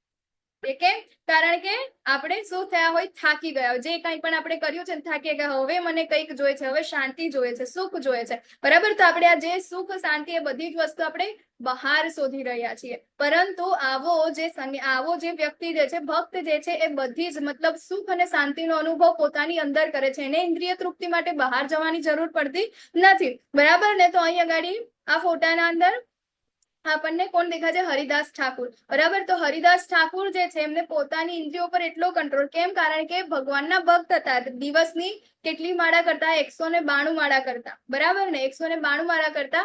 કેવા હતા? તો એ મુસ્લિમ કમ્યુનિટીમાંથી આવતા હતા. તો મુસ્લિમો એકવાર તો એમને મારીને નદીમાં નાખી દીધા, પણ તેમ છતાં શું થયા? ત્યાં આગાડીથી એ બચી ગયા. અને પછી કે હવે તો કે આ બીજા ધર્મમાં જતો રહે, એટલે શું કરે છે? એક ગણિકા ને એક વૈશ્યા સ્ત્રીને એમની પાસે મોકલે છે કે જા તું કે જે કંઈ પણ કરે છે ને એના અંદરથી એને તું ભ્રષ્ટ કર, બરાબર ને. તો ત્યાં આગળ જાય છે ગણિકા અને રોજ એમની સાથે ત્યાં આગળ જઈને બેસે છે. ત્યારે જે હરિદાસ ઠાકુર જે છે એવું કે છે કે મારું કે વ્રત લીધેલું છે, રોજની મારે 192 માળા કરવાની છે, તો એ મારું વ્રત પૂરું થઈ જાય પછી હું તમારું કામ કરી દઉં. એમ કરતા કરતા ટોટલ 3 દિવસ પૂરા થઈ જાય છે. 3 દિવસ પછી હરિદાસ ઠાકુરના શુદ્ધ નામના બળે આ જે વૈશ્યા સ્ત્રી જે છે એ પણ શું થાય છે? એનું પણ માઇન્ડ ચેન્જ થઈ જાય છે. અને પછી કહે છે કે હું તો આવી રીતે તમારા પ્રત્યે આવું કાવતરું કરવામાં આવ્યું હતું અને તમને આના ઉપરથી શું કહેવાય નીચે પાડવા માટે આવી હતી, પરંતુ શું એનાથી ઉલટું થયું કે આ જે સ્ત્રી જે છે પોતે શું થઈ જાય છે? ભક્ત બને છે. તો આવા જે વ્યક્તિઓ જે છે, બરાબર, એ શું કરે છે? ભલે ને ગમે તેટલી સુંદર સ્ત્રી હોય, કંઈ પણ હોય, એનાથી પણ શું થાય છે? એ પોતે પદભ્રષ્ટ થતા નથી, કારણ કે એને ઇન્દ્રિય તૃપ્તિની કોઈ પણ ઈચ્છા ત્યાં આગળ રહેતી નથી. એ પોતાની અંદર જ આનંદનો અનુભવ કરે છે. વિષય આસક્ત આનંદ છોડવાની શું જરૂર છે? તો શા માટે આપણે જેટલા પણ વિષયો છે એ છોડવાની શા માટે જરૂર છે? કારણ કે ઘણા બધા જે વિષય આસક્ત આનંદો જે છે એ જ આપણને શું કરે છે? દુઃખના મેન કારણ હોય છે, બરાબર. તો જેવી રીતે આપણને આ ફોટાના અંદર તમને જોવાય, બરાબર ને, હાથી જે છે તો હાથીને શું કહે? એની સ્કીન ઉપર એને ટચનું, બરાબર ને. તો એને ખંજવાળની બહુ ઈચ્છા થતી હોય, તો જેટલું ખંજવાળ એને બહુ મજા આવે. તો એના કારણે જ ત્યાં આગળ કોઈક શું કરે છે? ખાડો બનાવે છે અને એના કારણે જ શું કરે છે? શિકાર બને છે, બરાબર. અને પછી આ ભમરો જે છે, ભમરાને શું કરે છે? ફૂલના અંદરથી એને રસ નો આનંદ લેવાનું બહુ ગમે, તો એ જ ફૂલના અંદર એનું મૃત્યુ થાય છે. પછી આ જે ફુદ્દા જે છે, ફુદ્દાને શું ગમે છે? તો લાઇટ બહુ ગમે છે. લાઇટથી શું થાય છે? આકર્ષિત થાય છે અને એની તરફ ભાગે છે, અને એ જ લાઇટથી પછી શું થાય છે? એનું મૃત્યુ થાય છે. હરણ જે છે તો એ હરણના શિંગડા જે છે એને બહુ ગમે છે, અને એ જ શિંગડા દ્વારા એ મૃત્યુનું કારણ બને છે, કારણ કે ફસાઈ જાય છે, બરાબર ને. તો માછલી જે છે, બરાબર ને, તો એને ઇન્દ્રિય તૃપ્તિ માટે જાય છે અને એ જ ઝાડના અંદર એ ફસાઈ જાય છે, બરાબર. એ બીજા કોઈકનો ખોરાક બની જાય છે. તો એવી જ રીતે આપણા પણ વિષય આસક્ત આનંદો જેટલા પણ છે, બરાબર ને, તો આ ભૌતિક ઇન્દ્રિયોના સંસર્ગથી ઉત્પન્ન થયેલા સુખ ઉપભોગમાં રસ લેતો નથી. કોણ? બુદ્ધિશાળી મનુષ્ય. કારણ કે એને ખબર છે કે આવા સુખ જે છે એ શું છે? એના મૃત્યુનું કારણ, એટલે કે એના શું કહેવાય? પદભ્રષ્ટનું કારણ એ બને છે, બરાબર. આપણે નાનું એક અમથું એક્ઝામ્પલ લઈએ, બરાબર ને. ગુલાબ જાંબુ જે પહેલા અધ્યાયથી ચાલતું આવ્યું આપણું, બરાબર ને. ગુલાબ જાંબુ ખાવાની આપણને બહુ ઈચ્છા હોય, ઇન્દ્રિય તૃપ્તિની આપણને બહુ જ ઈચ્છા હોય, બરાબર. અને એ જ પછી છેલ્લે આપણા શું કહેવાય? પતનનું કારણ પણ એ જ બને ને, બરાબર. કારણ કે છેલ્લે આપણે ઉબાઈ જઈએ એનાથી, હે ને. તો આવું જ છે કે આપણા જેટલા પણ વિષય આસક્ત આનંદો જે છે એ બધા જ શું કરે છે? આપણના દુઃખોના મૂળ કારણ બની રહે છે, બરાબર. મનુષ્યોના અંદર આપણે જોઈએ, હે ને, તો શું સૌથી વધારે ભેગું કરવાની વૃત્તિ હોય મનુષ્યને, બરાબર. સ્ત્રી પ્રત્યે આસક્તિ હોય, પોતાના સગાવાલાઓ પ્રત્યે આસક્તિ હોય, બરાબર. લોકોને મારવાનું, આ તે બધી જ વસ્તુ જે છે, બરાબર, શેના માટે? તો ઇન્દ્રિય તૃપ્તિ માટે કરે છે, અને એનાથી શું થાય છે? એ પોતે દુઃખી રહે છે. તો જો વર્તમાન શરીરનો ત્યાગ કરતા પહેલા કોઈ મનુષ્ય ભૌતિક ઇન્દ્રિયોના આવેગોને સહન કરી શકે તથા વાસનાના અને ક્રોધના વેગને રોકી શકે, તો તે યોગી છે અને તે આ જગતમાં સુખી હોય છે, બરાબર. તો અહીંયા આગળ ભગવાન કહે છે કે આપણે મૃત્યુ પહેલા, બરાબર ને, આપણા મરણ થાય એના પહેલા આપણે શું કરવું જોઈએ? આ ભૌતિક ઇન્દ્રિયોના આવેગોને સહન કરતા શીખવું જોઈએ, બરાબર. પરંતુ આપણી ડેફિનેશન તો ભક્તિની કેવી છે? ભક્તિની ડેફિનેશન એટલે કે આપણે બધું ઘર બાર બધું મૂકી દઈશું, છોકરા આવી જશે, બધા પરણી જશે, સાવ નવરા થઈ જઈશું, પછી આપણે હાથમાં માળા લઈશું, બરાબર ને. એ વખતે આપણી જીવાતમાં એટલી બધી એનાથી આવૃત થઈ ગઈ હશે કે આપણે છેલ્લે મારા બાળકોના બાળકોને કોણ મોટા કરશે, આ બધી વસ્તુ આમ તેમ થશે, કેવી રીતે આ લોકો સાચવી શકશે, એ ચિંતામાં આપણે એમાં જ મરી જઈએ અને પછી પાછો નેક્સ્ટ બર્થ તો એમાં જ આવે. બરાબર ને. એક સ્ટોરી છે એના અંદર. એક દિવસ શું કહેવાય, નારદ મુનિ જે છે ને એ શું કહેવાય, એક ઘરના જે એક વ્યક્તિ જે છે ને એની પાસે આવે છે કે હવે તો તમે બહુ કામ કર્યું, ચાલો કે આપણે ભગવત પ્રાપ્તિ કરી દઈએ, કે ચાલો અહીંયાથી છોડો આ બધું. એમ તો કે ના કે મારા બધા બાળકો હજી શું કહેવાય, હજી એ લોકોના લગ્ન બાકી છે ને, તો એ લોકોના લગ્ન બધું કરાવી દો પછી આપણે જઈએ. તો કે સારું, કઈ નહીં, થોડા વર્ષો પછી. તો ભાઈ થોડા વર્ષો પછી લગ્ન બધું થઈ જાય છે, એમના છોકરાઓ આવી જાય છે, બધું થઈ જાય. નારદ મુનિ પાછા કે હવે તમારું કાર્ય પૂરું થઈ ગયું, ચાલો આપણે જઈએ. તો કે જો ને કે આ લોકોને કઈ ખબર પડતી નથી, છોકરાને કઈ રીતે મોટા કરવાના, કેવી રીતે ઘર સાચવવાનું કઈ ખબર પડતી નહીં. એ લોકોને થોડું હું શીખવાડી દઉં પછી આપણે આવું. એમ તો કે સારું ચાલો ને, એમ કે આપણે શું કે થોડા ટાઈમ પછી આવો. તો પાછા નારદ મુનિ આવે છે અને ત્યાં આગળ એમને પૂછે છે કે હવે તો તમારું આ કાર્ય પૂરું થઈ ગયું, જો ને બધા ઘરવાળા કેટલા સરસ રીતે બધું મેનેજ કરી લે છે. બરાબર ને. ત્યારે પેલા કે છે કે જો ને પણ એ લોકો આ શું કે ઢોરનું ને એવું કશું કઈ ધ્યાન નથી રાખતા, મારે એ લોકોને બાંધવા પડે છે, પાણી આપવું પડે છે, ખેતીનું કામ બરાબર નથી કરતા, એ હું કરી દઉં પછી આપણે આવું. બરાબર ને. તો એમ કરતા કરતા એ બધું જ કરે છે અને છેલ્લે પછી જયારે હવે તો કોઈ ઓપ્શન જ નથી રહેતો એના ઉપર જવા માટેનો, ત્યારે જાય છે. ત્યારે નેક્સ્ટ બર્થ શું કહેવાય, એને શેમાં મળે છે, ઢોરના અંદર. બરાબર ને. ઘરના અંદર જે કહેવાય ને ભેંસ કે બળદ હોય છે ને, બળદના અંદર મળે છે. અને પછી શું કહેવાય, થોડા વર્ષો પછી નારદ મુનિ આવે છે અને ત્યાં આગળ જો નારદ મુનિને તો ખબર છે ને કે આ જીવાતમાં કોણ છે. તો એ બળદ પાસે જાય છે અને કે છે અરે તમે તો કે હું થોડા ટાઈમ પહેલા આવ્યો તો ત્યારે તો તમે આ બધું ઘરનું કઈ એ કરવા કહેતા હતા ને આ બધું, હવે તમે આગળ બળદ બનીને બેઠા છો. ત્યારે પછી કે છે કે હા આવું થયું. બરાબર. તો બળદ શું કરે, ઘરનું બધું કામકાજ કરે ને. બરાબર. તો એવી જ રીતે એને મોકો મળ્યો તો ભગવત પ્રાપ્તિ કરવાનો, ભગવાનની પાસે જવાનો, પરંતુ એને શું ચૂઝ કર્યું, ઘરનું બધી સુખ શાંતિ ચૂઝ કરી, ઘરનું કામકાજ ચૂઝ કર્યું. બરાબર ને. એ બધું સિલેક્ટ કર્યું એટલે પછી શું થાય છે, નેક્સ્ટ બર્થના અંદર ફરીથી એ જ ઘરના અંદર આવે છે શેનું, બળદ બનીને. હવે જે વ્યક્તિઓ માટે પોતાના બાળકો માટે પોતાના ઘર બાર માટે એટલી ચિંતા કરી હતી, હવે એ લોકોને આ બળદની કોઈ ચિંતા જ નથી. રોજ મારે છે એને, કામ કર કરીને રોજ એને લાકડીથી મારે છે. બરાબર. તો આપણે શું કરવું જોઈએ, આ શરીરનો ત્યાગ કરતા પહેલા આ ભૌતિક ઇન્દ્રિયોના આવેગોને સહન કરી શકીએ એટલા આપણે બની જવા જોઈએ. તો એ કેવી રીતે થઈ શકશે, માત્ર ને માત્ર ભક્તિમય કાર્યથી. બરાબર ને. તો જ આપણે આ જગતમાં સુખી રહી શકીશું. તો જે મનુષ્ય અંતર થકી સુખી છે, સક્રિય છે તથા અંતરમાં આનંદ અનુભવનારો છે અને જેનું લક્ષ્ય અંતર્મુખી છે, તે જ વાસ્તવમાં પૂર્ણ યોગી છે. તે પરબ્રહ્મમાં મુક્તિ પામે છે અને તે અંતે બ્રહ્મને પામે છે. બરાબર. નહીં કે આપણે સંન્યાસી બની જાય. આ બધી જ વસ્તુ આપણી પાસે છે. બરાબર. મારી પાસે આખી શું કહે 56 ભોગ પડ્યો છે, પરંતુ મને એ ખબર હોવી જોઈએ કે 56 ભોગ મારા લાયક છે કે નથી, એ મારે લેવું છે કે નહીં. બરાબર ને. અને જો એ 56 ભોગ પડ્યો છે અને મારે આજે એકાદશી છે, બરાબર, તો હવે એકાદશીમાં મારે 56 ભોગ લેવાનો નથી. કારણ કે મેં એકાદશી ભગવાનની પ્રસન્નતા માટે કરી છે, તો એ માટે હું નથી લેતી, તો એ બરાબર છે. પરંતુ ઉપવાસ કર્યો છે અને 56 ભોગ છે, થોડી આજે શું કામ આ મૂક્યો હશે, આજે મારે એકાદશી છે, ખબર નહીં પડતી આ લોકોને, કેમ આવું કરે છે આ લોકો. બરાબર ને. તો એ પછી આપણી એકાદશી નથી, એ અંતર થકી સુખી નથી. આપણે બાહ્ય દેખાવ કરી રહ્યા છે કે આપણે એકાદશી કરી રહ્યા છે. બરાબર ને. તો અહીંયા ગાડી ભગવાન એ જ કહે છે કે અંતરમાં આનંદ અનુભવનારો છે અને જેનું લક્ષ્ય કેવું છે, અંતર્મુખી છે, કે મારી એકાદશી છે, મારી ભગવાનની પ્રીત્યાર્થ માટે મારે કરવાનું છે, ભગવાનની પ્રસન્નતા માટે કરવાનું છે. ભલે ને 56 ભોગ શું ગમે તે વસ્તુ અહીંયા ગાડી કેમ ના આવી જાય, પરંતુ મારે આ વ્રત તો કરવાનું છે. બરાબર. તો એ જ કેવો છે, વાસ્તવમાં પૂર્ણ યોગી છે અને અંતે ભગવાનને પ્રાપ્ત કરે છે. તો શાંતિ સૂત્ર શું છે, આજના જમાનાના અંદર સૌથી બધાના લોકોને જે જરૂરી હોય એને એ છે શાંતિની જરૂર છે. તો શાંતિ સૂત્ર અહીંયા ગાડી ભગવાન આપે છે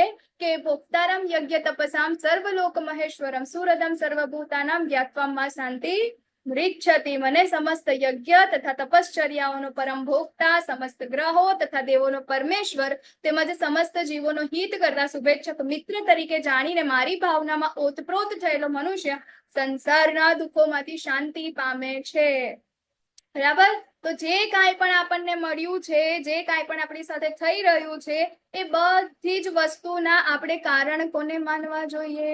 બરાબર. એ બધા ભોગતા આપણે કોને માનવા જોઈએ, તપશ્ચર્યાઓના પરમ ભોગતા, યજ્ઞના ભોગતા, જે કાંઈ પણ કરીએ છીએ એ બધા જ આપણે જયારે ભગવાનને માનીએ છીએ, બરાબર, તો આપણે શું થઈએ છીએ, આ સંસારના દુઃખોમાંથી શાંતિ પ્રાપ્ત કરી શકીએ છીએ. નહીં કે પછી હું આ ઘરની શું કહેવાય ગૃહિણી છું અને આ ઘરના અંદર જો હું ના હોય તો આ ઘરનું શું થાય, લોકો રજડી પડે, હે ને, ઘરના અંદર કશું ખબર ના પડે કોઈને, આ ને તે ને ફલાણું ઢીમકાણું. જો આપણે પોતાની જાતને એ વસ્તુ માની લઈએ તો પછી આપણે દુઃખી થવાના જ છીએ. એ જ ગૃહિણી જયારે ઘરમાંથી 5 દિવસ ઘરની બહાર જાય ને તો પણ ઘરના લોકોને જમવાનું મળે છે, ઘરની સફાઈ થાય છે, બધું થાય છે ને, બરાબર. પરંતુ એ ગૃહિણી ઘરમાં રહીને એવું વિચારે છે કે હું ના હોય તો આ લોકોનું શું થાય, બરાબર ને. તો એ શું થાય અહીંયા આગળ આપણું પોતાનો ભ્રમ છે કે આ બધું મારા કારણે થઈ રહ્યું છે કે મારા લીધે થઈ રહ્યું છે, બરાબર. તો અહીંયા આગળ આપણે એ જ વિચારવાનું છે. ભગવાન કહે છે કે શાંતિ સૂત્ર શું છે, એ ગૃહિણીને શાંતિ નથી. કેમ? કારણ કે એને એવું લાગે છે કે મારા વગર શું થશે, એટલા માટે કામ કર્યા જ કરે છે, બરાબર. ભગવાનની સેવામાં નથી લાગતા. 8 વાગ્યાનો ક્લાસ, ના, મારે તો રસોઈ બનાવવાની હોય, મારે તો આ હોય, મારે તો તે હોય, એ બધા જ કામ હોય, બરાબર. પરંતુ કેમ? કારણ કે મારા વગર કોણ કરે, હે ને. પરંતુ ભગવાનનું જેનાથી એને મુક્તિ મળવાની છે એ સાંભળવાનો એને સમય હોય નહીં. ત્યારે ભગવાન કહે છે કે શાંતિ જો મેળવવી હોય તો ત્યારે જ મને, બરાબર, જેટલા પણ યજ્ઞ છે એના શું કહેવાય ભોગતા જે છે મને જાણ, હે ને. ત્યારે જ આપણે જે આ સંસારના દુઃખોમાંથી શાંતિ પ્રાપ્ત કરી શકીએ છીએ. તો અહીંયા ગાડી આપણો અધ્યાય 5 પૂર્ણ થાય છે. વાંછા કલ્પતરુભ્યશ્ચ કૃપા સિંધુભ્યઃ વચ પતિતાનાં પાવનેભ્યો વૈષ્ણવેભ્યો નમો નમઃ. અનંત કોટિ વૈષ્ણવ પ્રેમ કી જય. શ્રીલા પ્રભુપાદ કી જય. ભગવદ ગીતા કી જય. શ્રીલા ગુરુ મહારાજ કી જય. હરે કૃષ્ણ હરે કૃષ્ણ હરે હરે હરે રામ રામ હરે હરે હરે કૃષ્ણ. હરે કૃષ્ણ કૃષ્ણ કૃષ્ણ બહુ જ લાંબો આપણો ક્લાસ ચાલ્યો. 23 મિનિટ મેં વધારે લઈ લીધી, મને ટાઈમ નો ધ્યાન જ ના રહ્યું. ઓકે, તો આપ સૌનો ખૂબ ખૂબ ધન્યવાદ કે તમે લોકો છેલ્લે સુધી આટલા લોંગ ટાઈમ સુધી પણ તમે જોડાઈ રહ્યા. શારદા માતાજી, વાઘેલા કિરણ પ્રભુજી, પછી કોણ છે, બગોદરિયા, લતા માતાજી, મેઘા મહેતા માતાજી, હિના માતાજી, મોહનસિંહ વાલસિંહ બારિયા પ્રભુજી, BM વાઘેલા માતાજી, અને જે લોકો રીટાબા માતાજી, ઓકે, પછી સવિતા માતાજી, બીજા લોકો પણ જે લોકો વિડીયો ઓફ કરીને પણ જોડાયા છે તે તમામનો ખૂબ ખૂબ હૃદયપૂર્વક ધન્યવાદ કે તમે છેલ્લે સુધી જોડાયા રહ્યા. રૂપલ માતાજી, વિભા માતાજી, હિના માતાજી. ઓકે, તો કોઈને કોઈ પ્રશ્ન હોય તો તમે પૂછી શકો છો, નહીં તો આપણે આવતીકાલે. હરે કૃષ્ણ.